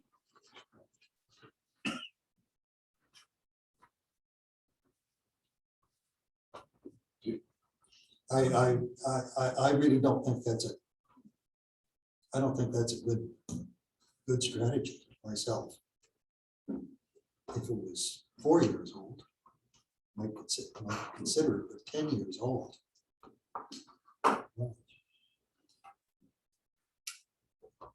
You're expressing reservations. I have serious reservations. I really do. And this would be used to do the Spencerville sidewalks, I take. Correct. And of course, I understand that sidewalks have to be cleared preferably at a certain time. So we couldn't bring the southern unit up here after the south has been done. Or could we? That would, in their financial or non-financial benefits, or the risks. Basically, the priority in winter control is roads, sidewalks, and then parking lots. So the roads crews will mostly be out during the storm. The standard for the township is that after the storm ends, the minimum maintenance standard is to reduce the level of snow to 8 centimeters, which is about 3 inches. And when icing conditions are noted, you have 48 hours to get those conditions under control. The problem being is with Cardinal, it's running back and forth, so we have to get float. The people that are in public works are all out in their trucks on the roads doing the road work, which is the priority. So it could be a conflict of manpower and equipment to do that within the minimum maintenance standard. Potentially. But we have a float, do we not? It's a trailer, and right now we're looking just as an interim contingency plan, getting new ramps, reinforced ramps for it. It's at the shop, the welding shop in Cardinal right now, and it needs to have a couple of jacks put on the back end of it because the current snow plow weighs 6,000 pounds. And to drive it up ramps on the back of a trailer with the ball hitch, it's going to pop it up. So it needs to be reinforced. So we're trying to set up to the contingency to do that, but at one point we could get caught. Just one more note, if I may, through the chair. A new unit is about $175,000 with the component. How's that? Yeah. You're next. Mr. Mayor, we have to have someone run this too, don't we? Which we're have to hire a part-time person, is that right? Potentially, if it works out and we can get and have the equipment here, if we had another unit, there's the potential for our existing plow operator, driveway or sidewalk plow operator may be able to do it. I suspect we would be looking at another part-time employee. I like option 2. And just refresh me. Continue to seek an external contractor to perform this service. Well, even below that, option 2, utilize it as a contractor, eliminate maintenance and capital costs related to additional within the township fleet. Other speakers, other questioners? Councilor Hunter. Well, you were told what the costs are for getting outside contractors. We've seen what the bid was. It'd be a lot cheaper to do it ourselves. And as far as a 10-year-old machine, you want to remember, this isn't a Kubota we're talking about. This is a Holder. They have a 35 to 40-year operating lifespan.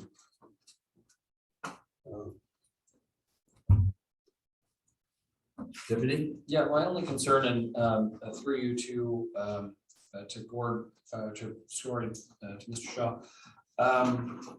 You mentioned that the outside contractor's insurance would be 19,000. Is there any implication for us taking on that service that we've used as an outside contractor? Will be an increase to our insurance because of that, or are we more risk for liability? That sort of Through the chair to the deputy mayor. I actually spoke with Mr. Purcell in that regard, and he said the impact on our insurance would be minimal because we already have a plow at Cardinal doing that type of work. So he said it would be minimal. Treasurer wants in, and Mr. Renville. Yeah, I want to add to that. Yes, the premiums probably would be minimal, But if we have an issue with respect to, repairs or litigation of any sort, it won't be the contractor that would be on the hook. We would be, the township was fully on the hook for any damage that particular contractor did to. We're able to. Greenville, My question was just to quantify what minimal is. I don't have a number. I would have to look at the premium for a current holder. Because, and actually, I don't even know if it would necessarily be that, because it's not, we're not really, it's not about insuring the vehicle, because it's not the vehicle that we're insuring, it's actually what would be the liability, and I wouldn't know, I'm not sure how Mr. Purcell knew that. It would be This is a supplementary question. Do we have insurance liability whether we do that or not? With regards to the sidewalks, let's say. So St. Paul's, we have liability insurance, I assume, Yes, whether we do that service or not.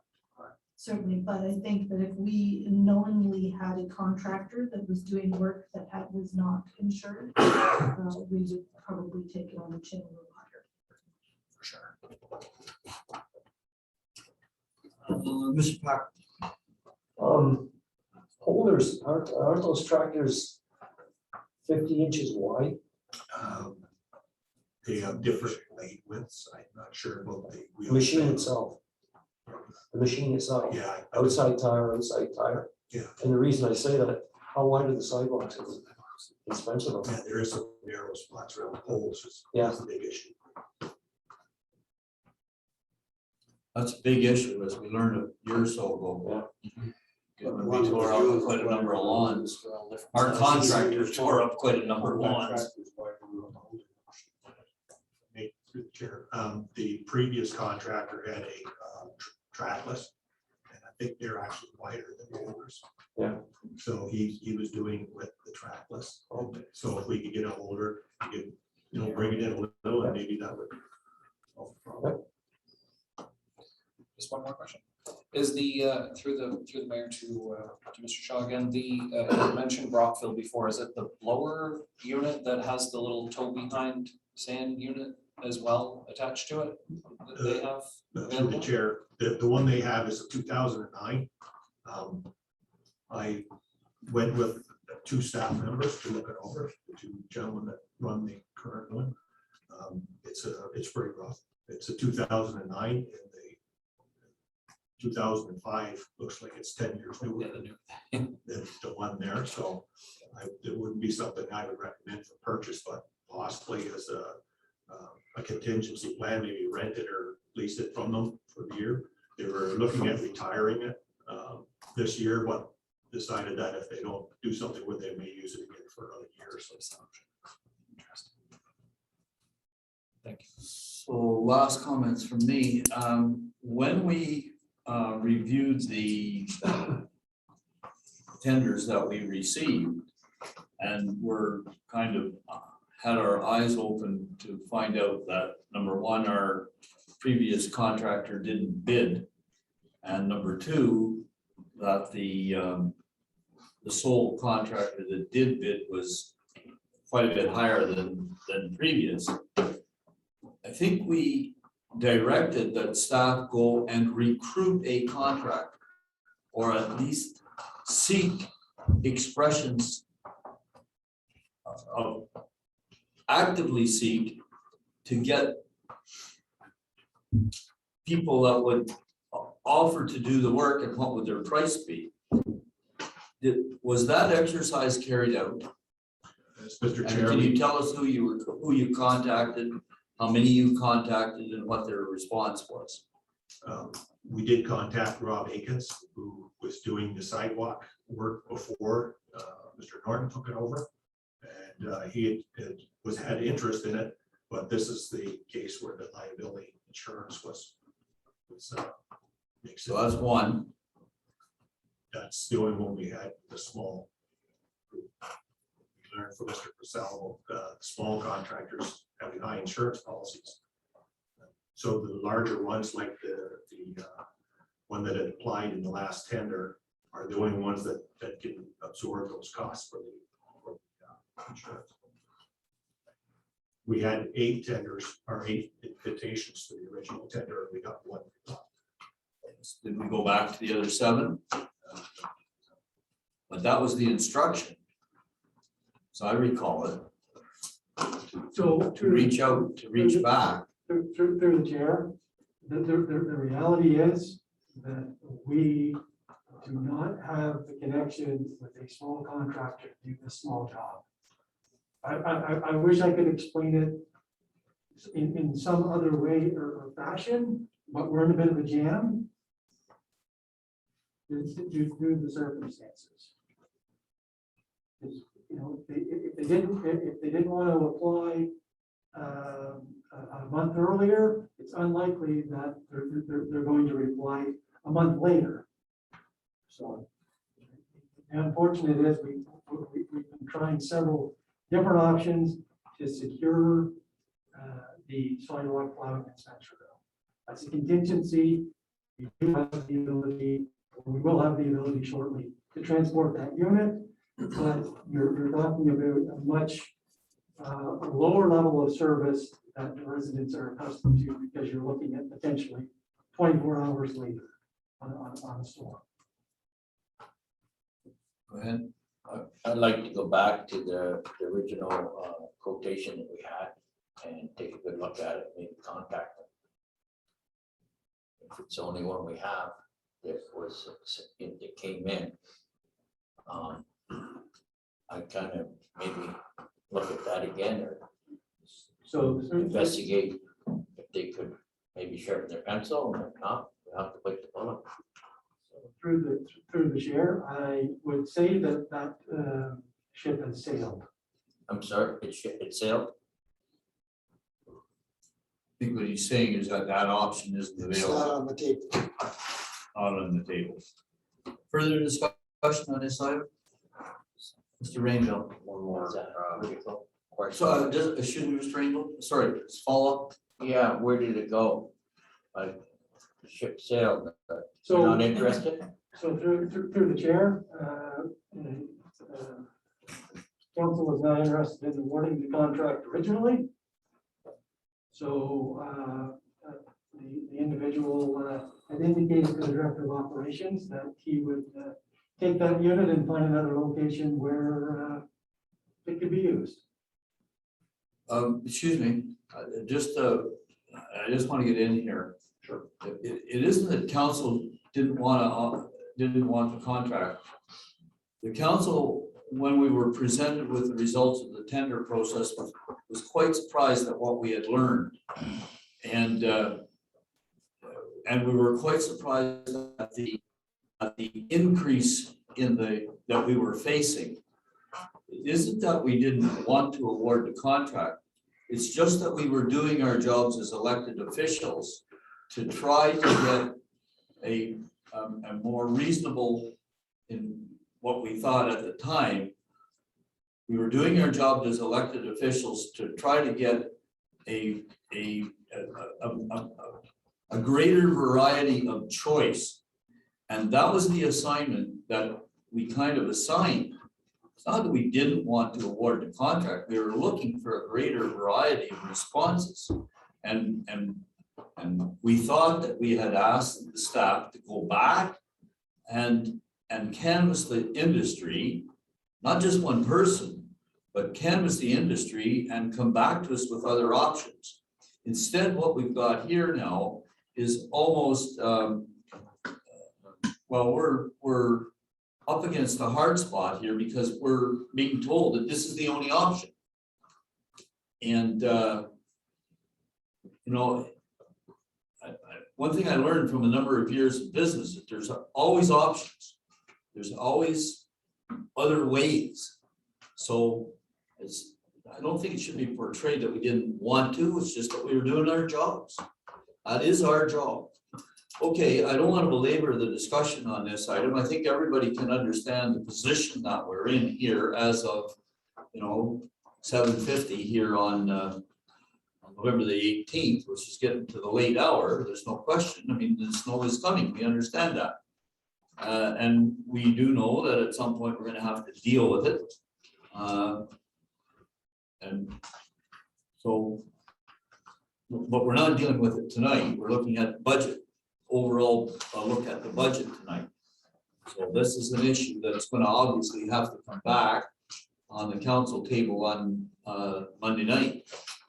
So we'll deal with it on Monday night. The final disposition of this item will be on Monday night. Okay, so thank you very much, and let's just move on here. Is that the final point for you, Mr. Shaw? Okay, so thank you very much. You did very well on the hot seat as well. Thank you very much. And so now I think we're over to. Thanks. Okay, so now we've got the recreation manager, or excuse me, the facilities manager. Right. All right. So now I see on the, just before you start, Mr. Spencer, I have 1, 2, 3, 4, 5 items. That is correct. And I'm gonna look to see if I can find them on my sheet here. So I have a 4x4 off-road service vehicle, with a plow attachment, a bleacher replacement. There it is there. A new lawn tractor, there it is there. Cardinal pool upgrades, there it is there. And Johnstown Cardinal tennis court upgrades. Okay, so go ahead, Mr. Spencer. Thank you, Mr. Chair. So you basically have just highlighted the 5 case studies that I have for presentation this evening. The one other thing I would like to note is that in the 2021 budget, there was $73,500 that was allocated for work to be done at the Cardinal pool, and that money will be transferred into the 2022 budget. So moving on to the first case study, it is for the purchase of an off-road utility machine. Business needs, we currently have one of these units in operation. We've had it now for the last 4 summers and have found it to be more beneficial to have that than to have the pickup trucks going through some of our parks. We obviously everyone is aware of the new waterfront development that we have. And having a second unit to be able to utilize some of those areas will be better than having a pickup truck down there. Also, during the summer months, we have on total of 12 employees that are working between our full-time and our students. And logistically, it is certainly hard to maneuver everyone around. Within the village, it would be a lot easier to have one of these units as opposed to another pickup truck for our staff to be using. Options, purchase an additional off-road 4x4 unit. We would also have the option of putting a plow on that. The plow attachment could be used and utilized during the winter months at the Ingredient Arena. When the sidewalk plow wasn't able to get over there, staff would be able to maintain the larger sidewalk area around the arena and in front of the arena. Financial consideration, estimated cost is $24,000 for the purchase of the unit itself. And then there's an additional $5,600 in cost for the plow attachment. Just a brief risk analysis with the expanded walkway and the extra benches and garbage cans down at the waterfront. It certainly would give greater flexibility to be able to maneuver throughout those areas with a second unit as this is. Reduce slip and fall hazards if we have the ability to be able to keep the sidewalks clean in a greater time fashion, as opposed to what we have sometimes as it is now. That would be an option. The third would be no reduction in slip fall hazard, maintain the current risk. Lawn damage during the summer maintenance activities does not meet the current operational needs of the department. So the recommendation is to purchase one of these units. Chair is open for discussion. Looking for speakers.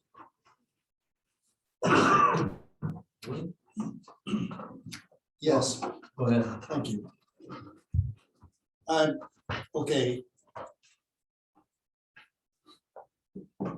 So why couldn't this be used, and this is a general question, also for Mr. Shaw as well, why couldn't we use one of these for the snowplow? The sidewalk plow? It's $10,000 cheaper to start with, Brand new. and it's brand new. Through the chair to Councillor Cameron, I can't speak on behalf of Mr. Shaw, but I will say that this unit is not enclosed. So the arena staff would potentially be going out for maybe 10-15 minutes at a time to do the sidewalk. And it would be brought back into the Zamboni room. So if it was to be utilized for a greater length period of time, potentially you'd have to enclose it. And that's something that I didn't obtain a cost on. So that's. Well, so if you're going to, I think part of your discussion was it was going to be used down in Waterford. Not as a plow wasn't going to be used. It was utilized during the summer. Greater flexibility to be able to use it driving up and down the pathway to work on the garbage cans and that, as opposed to taking our public work or our pickup trucks down through that area. So you want a unit To be able to be used from spring through the fall. And then in the wintertime, it would be stationed at Ingredient Center, and we would utilize that to help maintain our sidewalks in front of and around the Ingredient. just Arena. around the arena. That's correct. Sounds awfully expensive for 10 or 15 minutes work in the winter time. However, The greater use, Mr. Cameron, will be used during the summer months. that's all I have right now. Councillor Hunter and Councillor Dillon. Well, start with, as far as using it as a plow on the sidewalk watch. Tried that years ago here, so there's no down pressure on a plow with a 4x4. You're not going, any wet snow is going to scrape off. Might work around the front of the arena where if they get out every time it snows, it gives them a scrape, but it's not gonna, they're still gonna need sidewalk plow in there to scrape them down. I really have a bit of a problem buying another one for working down around the park. We got one of them. I can't say that we need two of them running down around there. They just, from what I've seen this summer, half the time they're just driving around on it, so takes a long time to go and pick up. I believe they use them, Garbage. excuse me, Councillor Hunter, but I do believe they use them to water the plants too, don't they? Is that the unit they use or not? I'm sorry? That is correct. Thank you. Yeah, I concur with Councillor Hunter. I have a hard time. Picking up the garbage. Garbage cans aren't that far off the road. I don't know why they're driving the truck up in the grass to go to the garbage anyway, so. Councillor Dillon. I mean, we have one, so if you want, put on a $700 plow. But I mean, I have no idea why we can't use the one that we have to go up and down the pathway now. Other speakers? Okay, I'm moving on. I think what I'm hearing is a reluctance here, and so I'm moving on. And your next issue is bleacher units. Yes, the next case study is the bleacher units. This is an opportunity to potentially just replace our existing bleachers, which are starting to age in some of our ballparks, with smaller units. Pictures are up on the screen there now to show some of the conditions of some of them. Again, you could paint some of them up and they would be good, but we are replacing planks yearly. Cost of replacing the planks is anywhere between $750 and $900, depending on the cost of lumber at the time of purchase.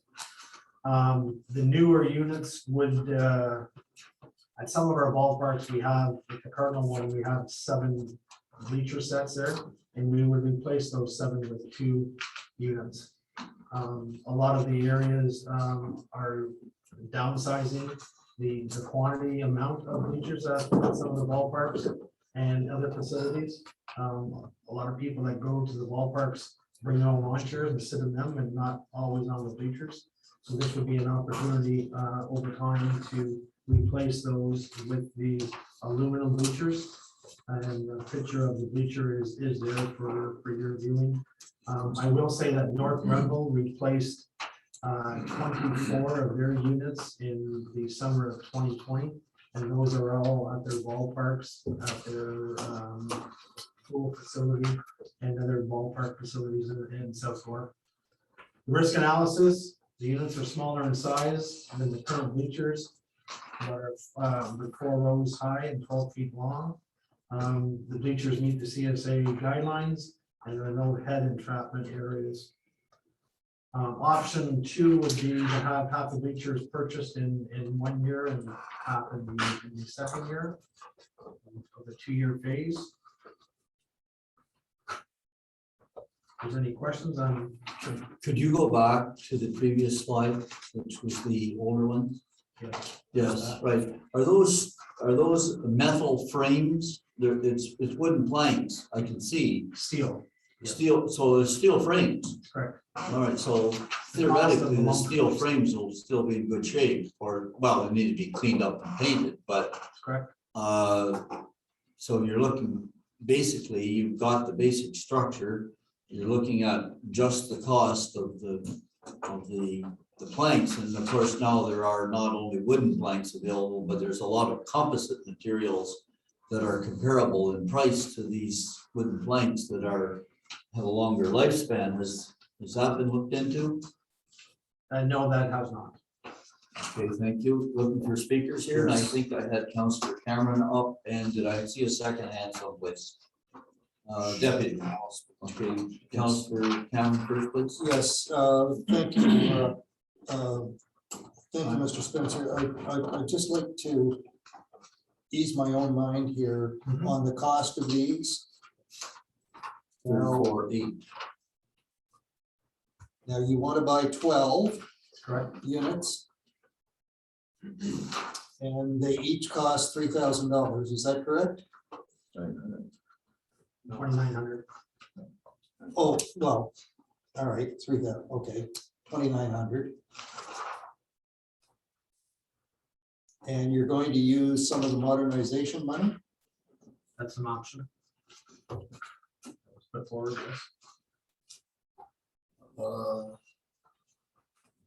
I see, that's the transfer. from Yeah. reserves. Yeah.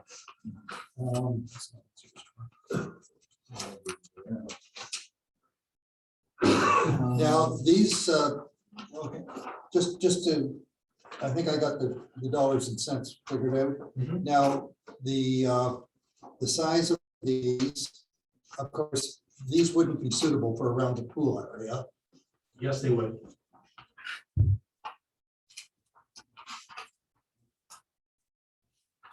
The ones we had are quite a bit taller, are they not? These are only, They are taller, but they're also 5 or 6 people that would sit on them. So this is just trying to reduce some of the space there.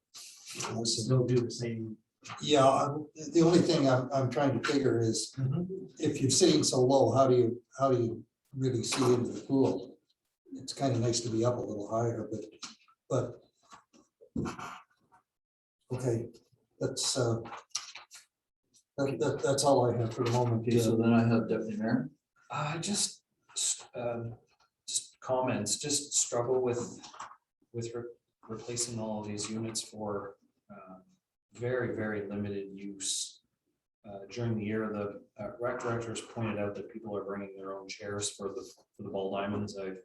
Anytime somebody's there, I've very rarely ever seen anyone using the actual stands that we have. Having frequented the pool, especially the Cardinal pool, the condition of the bleachers there seem to be very good. We need to make some paint and stuff, but I have a hard time supporting this one. Further comments for the speakers? I have Councillor Hunter and Mr. Packer. I don't really think we maybe need to replace them all throughout the township, but I think there is certain areas that I know the central ball diamond here, the two bleachers that are over here. This ball diamond is mostly seniors that are playing on with young kids. And I think one of the things that our director brought across, facility manager brought across here was the safety feature of these new ones. I know we've been at the circular park to put them in. Kids are on them. There's no place to get caught in these. They're lower. I know I use my wife for example, replacing these. She can get up on these easier because they're lower down and easier to get onto than the higher, older ones that we have. But the main thing I see about them around the ball diamonds is a lot of the small kids are around there, and maybe the pool too is a real lot safer than the ones that are there. I don't know that we need to replace them all at once, but I think that it's a good step in the right direction. I think the old bleachers maybe look all right, but there are a safety issue. But I've seen lots of kids go fall down between them on their playing and stuff. So these are not much maintenance in these. Once you get them, they're done with. So I'm just gonna interject here just quickly. Actually, Mr. Packwood, I've recognized you. You go ahead, and then if there are no other speakers, I'll jump in. But Mr. Packwood first, and then looking for other speakers. Seeing hands, Mr. Packwood. Councilor Hunter had brought up a very good point about the safety of the kids, because I've seen the kids around them too. Just a question for Mr. Spence. Do you ever have to move bleachers from one area to another for special reasons like names or something? Through the chair to Mr. Packwood, we've had to move the bleachers over here during the fair time, and the odd time if we have a swim meet, which we haven't had since the summer of 2019. Excuse me, we've moved a couple of sets of bleachers from the ballpark at Cardinal across the street to the pool area. These units would be a lot easier to maneuver as far as moving them for other locations. Even if we happen to have an event down by the water or something, we can certainly transport a couple of these units on our quad bed without any great difficulty. That's exactly my point. Point made. Other speakers? Well, I would just like to concur that the safety issue is a bit of a concern. Kids are going to be kids. They're going to be running on them. They're going to be falling off them. There's no question about that. But and that's assuming lack of parental guidance. Correct. I mean, 12 of them is going to cost $36,000, Mr. Mayor. In the big scheme, it's not a whole lot of money, really. Well, I want to jump in on that because 12 of them costing $36,000 would be $3,000 each. So unless you regard them as a bulk purchase, they don't meet our capital threshold. Each individual set at $3,000 would be an operational expense, not a capital expense. And if we were going to look at gradually introducing, 12, and we did it 3 a year, 3 times 3 is $9,000. It's not a capital expense in any given year. So correct. I don't understand, and I'm definitely against any use from the modernization money for that purpose. So I guess I'm having a hard time supporting this in its entirety. So I regard it more of an operational issue. I mean, bleachers come, bleachers go, but properly maintained and painted up.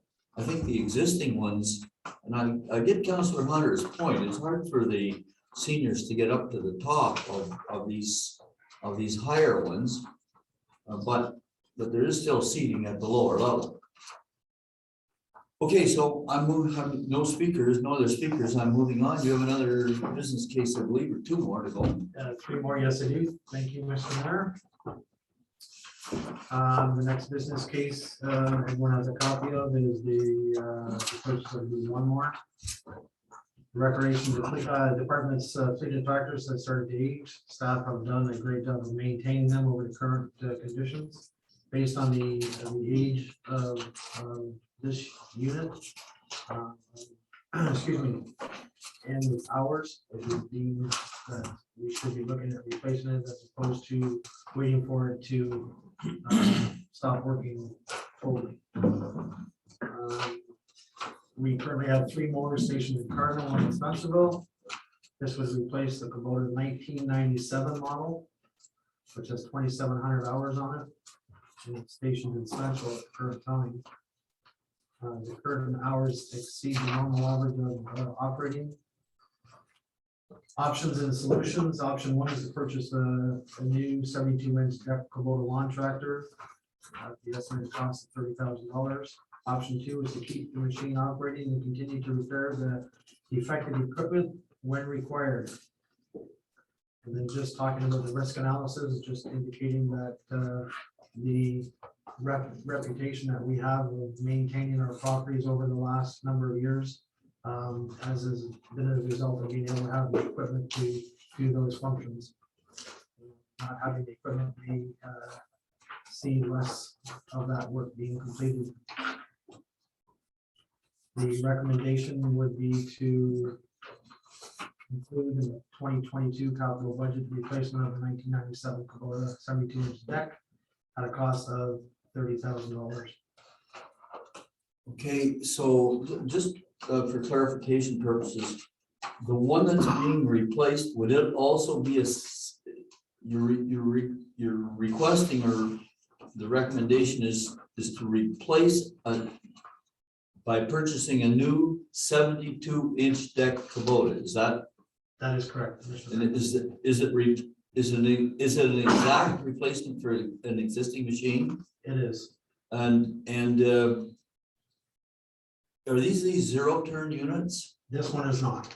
We only have one zero turn unit, and that's not that one was the one that was purchased, I believe, in 2016. Okay, and the price on these is 30 grand, right? Yes, that is correct. Okay, all right, discussion, if any, chair is open for discussion. Looking for speakers. Speakers, hearing no speakers for or against. The staff is looking for direction here. All of a sudden I got speakers. Councillor Cameron, Councillor Deschamps, or Deputy Mayor Deschamps, other speakers? Okay, Councillor Cameron, you're up, and Deputy Mayor Deschamps. Thank you, and Mr. Mayor, and to Mr. Spencer. And Mr. Spencer, you're absolutely correct. The parks look fantastic. They really do. I can't say enough about that. They look probably the best in a long time. However, to help them look that way, we use an old tractor. But anyway,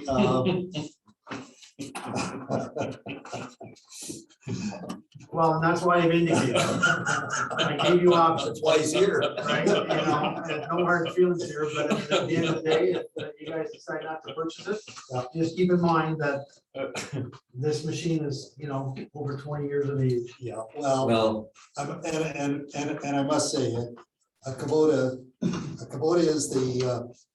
is the only way to go in the lawn and garden business. There's no question about that. And I know they're expensive. So, I'll just leave it at that. Deputy Mayor. Thank you very much. Deputy Mayor. Thanks, Mr. Mayor. Through you to Mr. Spencer.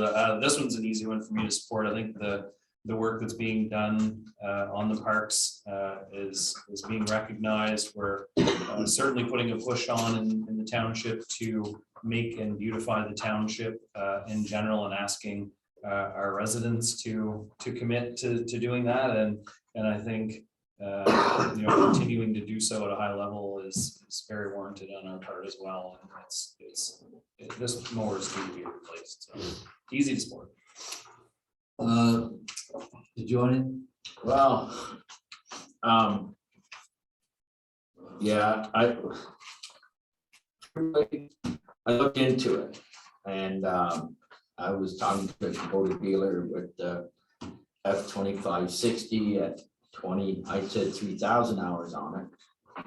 And I asked him what he thought, and he says the St. Lawrence Park Commission has it up at the causeway and they brought, they're saying there's around 5,000 to 6,000 and not a thing wrong with them. And he says, you can't kill these. So I have a hard time just because it's old. I'm old too, but I feel I can still go a little. And, I'm not gonna touch that line, I know. 10-foot pole. but I mean, we haven't, 1997, 2,700 hours on it, which is nothing, and 202 with 2,600. So there's, I just can't, after talking to the dealer, I just can't justify that at all. To the ground when there's nothing wrong with it. I take my chances in option 2. Okay, so you take your chances on option 2. Now, you wanted to follow up? Yes, Are I there did. anybody, other speakers after you? Okay, I follow up. just have one follow-up, Mr. Spencer, and that is this the unit that was involved in the little mishap going down the bank? Oh, this is in Spencerville, this unit. Currently, right now, this unit is in Spencerville. This is not the unit that was involved. Oh, all right, okay. And how long has this been in Spencerville? For this year, it has been. Okay, sorry, No problem. I just didn't realize that we had one in Spencerville. We Okay. maintain quite a bit of We got grass grass in Spencerville too. over and above what's contracted. But I also see a lot of bills being paid for contractors in Spencerville. I gotta move this on, and wind it up. So I'm getting mixed feelings on this one. And I was pretty much in support of this until Councillor Dillabaugh spoke. And I know the type of equipment does have longevity, there's no question about it. But my question is a different type of question. Have you looked to see whether or not such an item is available? And the reason I ask that is because I was recently did a complete tour of Winchester and Brockville to find a lawnmower, and I saw not a single one on a lot. Have you looked to see if it's available? Yes, Mr. Mayor, 2 of the 3 units that we had priced were available, were on their lots at the time of getting quotes. How long ago? Within the last 6 weeks. Okay, fair enough. If you found them, you found them. All right, so as indicated, we're not actually landing here anywhere tonight, but I think that we see some issues with that, but well, I'll let the staff make their own conclusions for round 2. All right, you have another one, and I think that has to do with Cardinal pool retrofit. Yes. I'm looking at it, Cardinal pool retrofit, that's the $273,000 item. That is correct. And 73,000 is to come from reserves. And which reserve is it coming from? 73,500 is just coming, is as a result of this year's capital budget lift into 2022. Okay, so But through the chair, in 2021's budget, we were actually going to fund the 73.5 with transfer from the Cardinal Hydro Reserve as well as recreational reserve. okay, so it was from 2 reserves. From 2 reserves. in Okay, so 21. that's what I just was checking to make sure it wasn't modernization, right? Yeah. Okay, Cardinal all right, Hydro. so make your case, Mr. Spencer. Thank you. The executive summary, just a brief overlay of it. In the summer of 2004 is when Trillion grant money gave a retrofit of the pool at the current time, at that time. It was a new liner, coping stones and tile work. What wasn't done at that time was the underlying piping for the complete system that goes around the pool and back into to the pump house. What we've had in the last couple of years is some areas where we've had to dig up and replace the piping. And it has gotten to be more time consuming when that happens. And there is an opportunity for it to completely collapse. The options or the solution analysis is the replacement of underground piping with new Marvelite liner, tile, and coping at the same time that we do the filtration system. Option 2 is continue to make patch and repairs to extend it for 1 more year. Option 3 is do nothing, do not replace the patches. And this will result in a failed inspection at the time of inspection of December of 2022. The benefits, the non-financial benefits, option number 1, the scope of the work and costing is still under evaluation.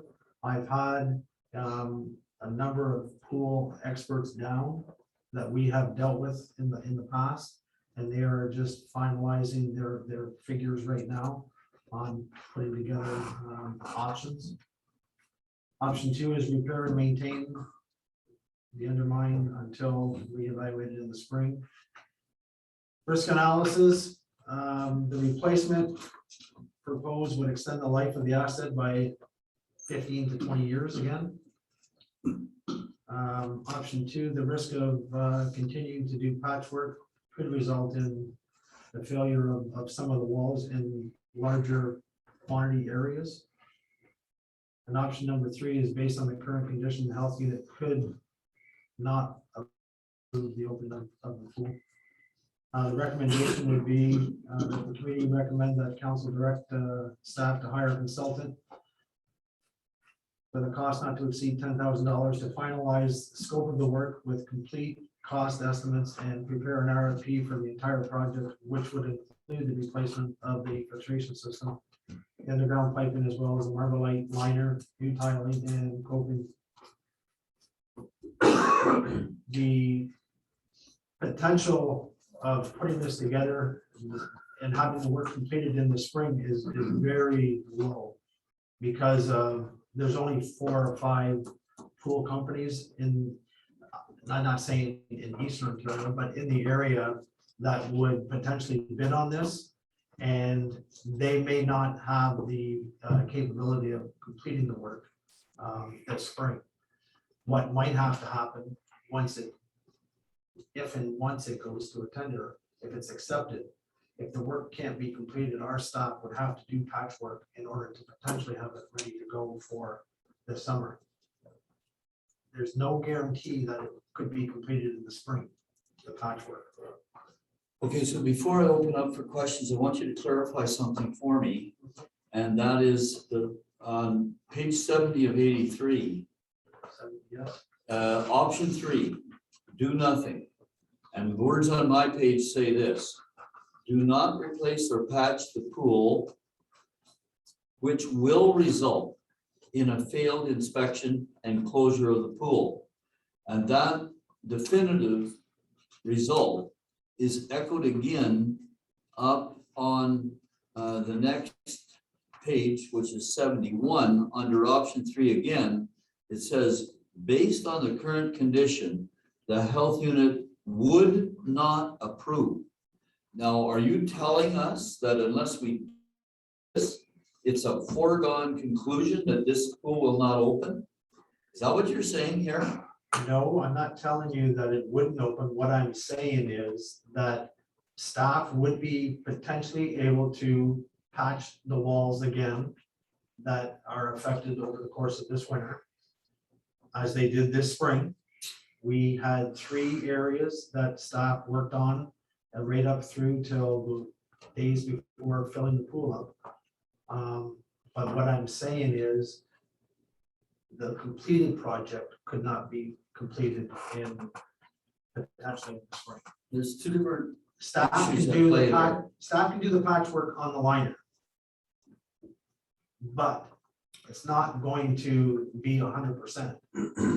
We understand that, but I mean, I'm just reading the words on the page here.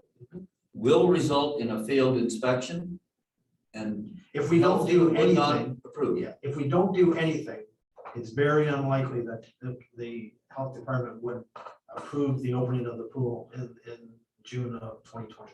If we do nothing, Okay, like not all right. even. But not we even do my have the staff, capability to do a patch We do have the capability to do it. and get it opened. That's correct. All right, and we also know that that the potentiality of getting the work completed in its full scope is limited to have it done in time for this season. That would be correct. All right, so then I'm gonna get to the nub of my question, which the nub of my question is, in the recommendation, you're suggesting that we hire a consultant that will do a cost analysis, define the scope, and we could actually get that consultant to issue a tender as well. And so the nub of my question is, if we did the consultant thing and put the consultant plus a contribution, a heavy contribution towards 273, would we be able to get a tender issued in the 2022 budget year for the work to be done early in the 2023 budget year, using your patch availability, your staff's patching availability to get us through this summer? Would that be a workable solution? Because that's basically what you've said in the recommendation. Yes, I think the option, as you have indicated, is to put it out to tender as quick as possible. It's possible that the work could be done in the fall, Yes, okay, I see your point. but not as potentially in the spring before opening. All right, speakers, if any, looking for a speakers list, Councillor Hunter and Deputy Mayor. Well, if we do the patching now, we still gonna change the filtration system, right? Well, We've been working on that for 2 years. now. yes, we have, but Change it. we have the filtration system that we put in Johnstown. We thought we were going to be able to get the same system in Cardinal. That system is no longer available. But there are a number of other systems that are similar in nature.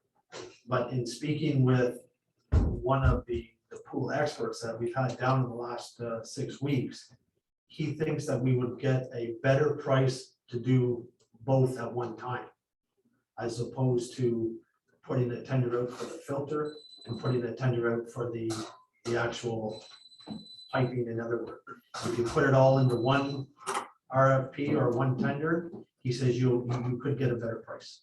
Well, I see that, but even if we go to tender and the work can't be done in the spring for the pool, we still not want to try it. Can they not get the filter system changed before the pool starts? Because we've been saying this filter system has a chance of failing anytime. Yep. Seen that for 3 years. Yeah, so sooner or later it's gonna happen, so.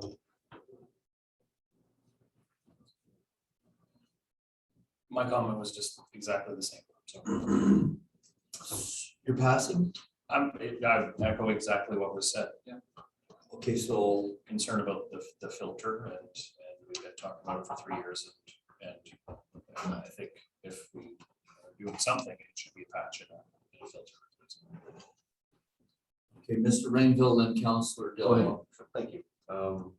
Excuse me if I don't understand the process completely, but if we know the work that needs to be done, why would we hire a consultant and not just issue an RFP ourselves? Is there a reason that we have consultants to do this? Well, through the chair to Mr. Mainville, I mean, staff and myself, I mean, I'm not a pool expert per se, and the magnitude of the project, I want to make sure that we are capturing everything, wording it properly, and making sure that everything that needs to be done from a technical point of view and the CSA point of view and the health point of view is all captured in the document. So this would be a pool expert consultant. That's correct. Answer the question. Yes. Councillor Dilba. Yes, I'm with, Council, Hunter and Deputy Tisha, the same thing. I mean, we've been fooling around with this filter for 3 years. But I know, but getting back to our options, I just don't get number 3, the closure of the pool for 2022 on page 70. Then on page 71, option 3, if the health unit will not approve the opening of the season. And then option 2 above it says if we do patch it, health unit may not permit the pool to open for the season. I'm really scared or confused, like, even if we do patch it, it may not pass. Like the result, the health unit may not give us permitting the pool to open for the season because of health concerns on option 2. We're really kind of back in the corner here. Through the chair. The patchwork, as I indicated, Councilor Dillabaugh, we did some this past summer and it met the requirements of the health unit. But there are areas of the walls that are hollow in behind right now. And I'm not sure how much of that is going to break over the course of the winter and into the spring. So the more work that needs to be done, the scope of the work. Right now, we have 4 areas that we've kind of designated, knowing that we would have to do that. If it's more, then it's the timing to make sure that we can get it done. And it is a patch job. As you can see in some of the pictures where the darker areas are, that's the areas that we've already patched. Right. But did the health unit like it? They I wouldn't say they liked it, but it met the requirement. Because they looked at more the water quality. And I mean, if there was a significant spot that was potentially going to cause an injury, they would address that. But there wasn't any, and I don't think that there would be any if we were able to do the patchwork. Okay, so I'm trying to figure out where we are here because there's been a heavy focus on the filter thing. So let me ask a few questions for clarification. Can we get the filter system changed in time for the 2022 season? I understand, let me just finish. Sure. I understand your hesitation that you're not a pool expert, but you do manage to get quite a number of experts to come in and do expert work. So would you not be able to arrange to have the filter system replaced? We could structure the tender to indicate the work that needs to be completed, and that we would indicate that priority 1 would be to do the filter system in the spring of 2022. If the whole project can be completed in the spring of 22, that would be great. But if it had to be put off till the fall, we would like the filter system done in the spring. That would be summarized in the tender with no thought.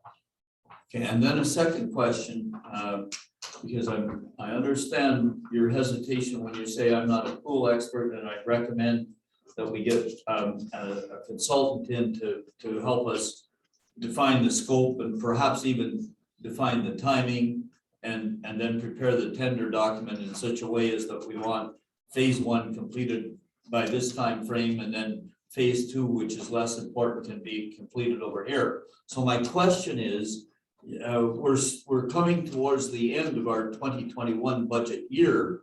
There must be, and has there been a discussion between yourself and the treasurer as to where we might, in our 2021 budget, find the money to get this consultant working right away, so to get us to get an RFP or a tender prepared? Can we find some scope in our 21 budget to do that much? I mean, even if it meant a budget overrun someplace, council has the ability to override a budget line someplace or another, if we got that kind of a staff recommendation. And I'll leave that as a hanging chat, because we're getting close to the end there. Big pardon? So we're past 8:30. Yeah, we're past 8:30, so let's leave that as a hanging chat.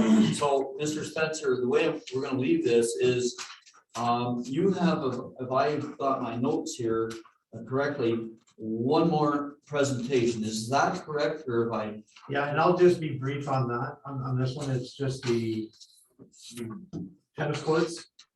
And it's funding that we have submitted for a grant approval, which we are hoping to hear in January or February of 2022. It's outlined exactly how much each tennis court is costing to refurbish. So doesn't need to be a whole lot of discussion about it this evening.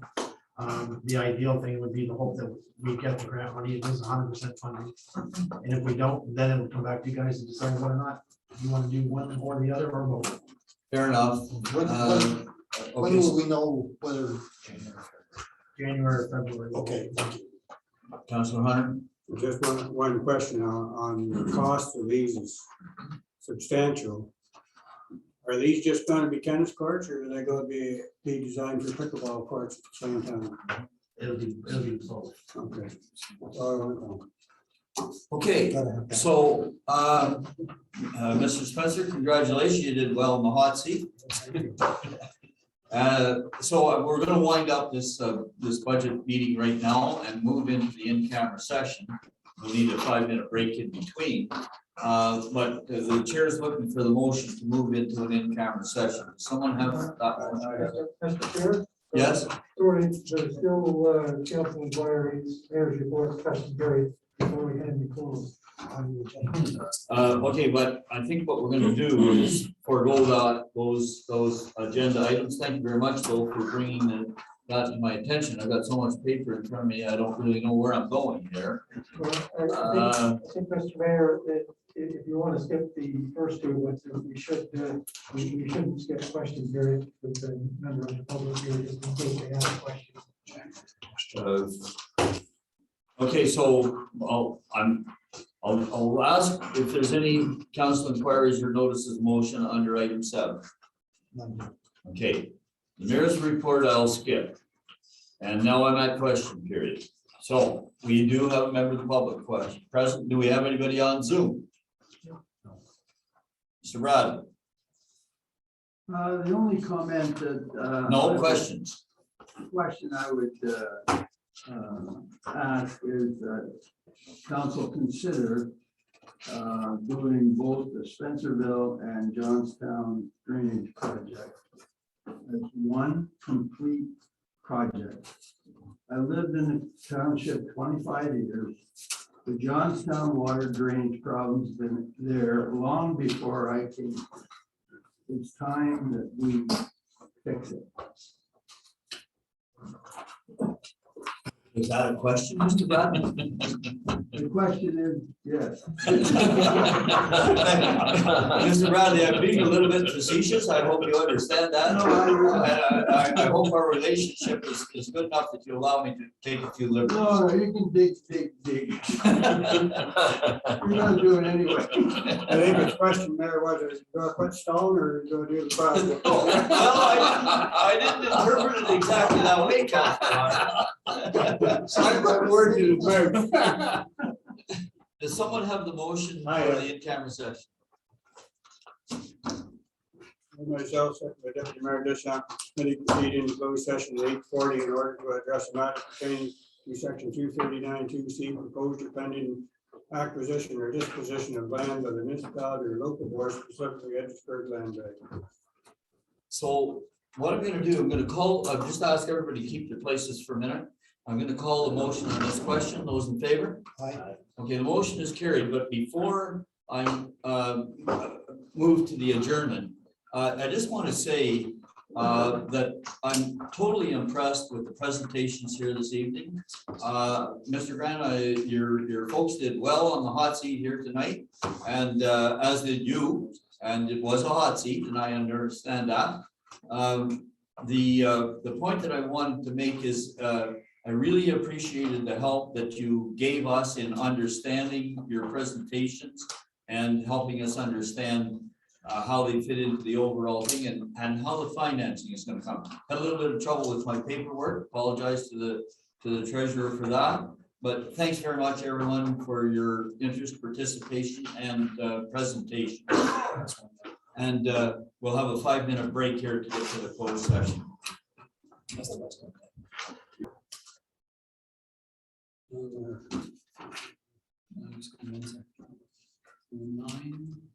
9:35. Myself, secretary, dish out the closed meeting committee is now adjourned and the open meeting is now resumed at 9:35 p.m.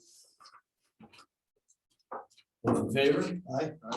And so I'm just gonna do a quick report of closed session.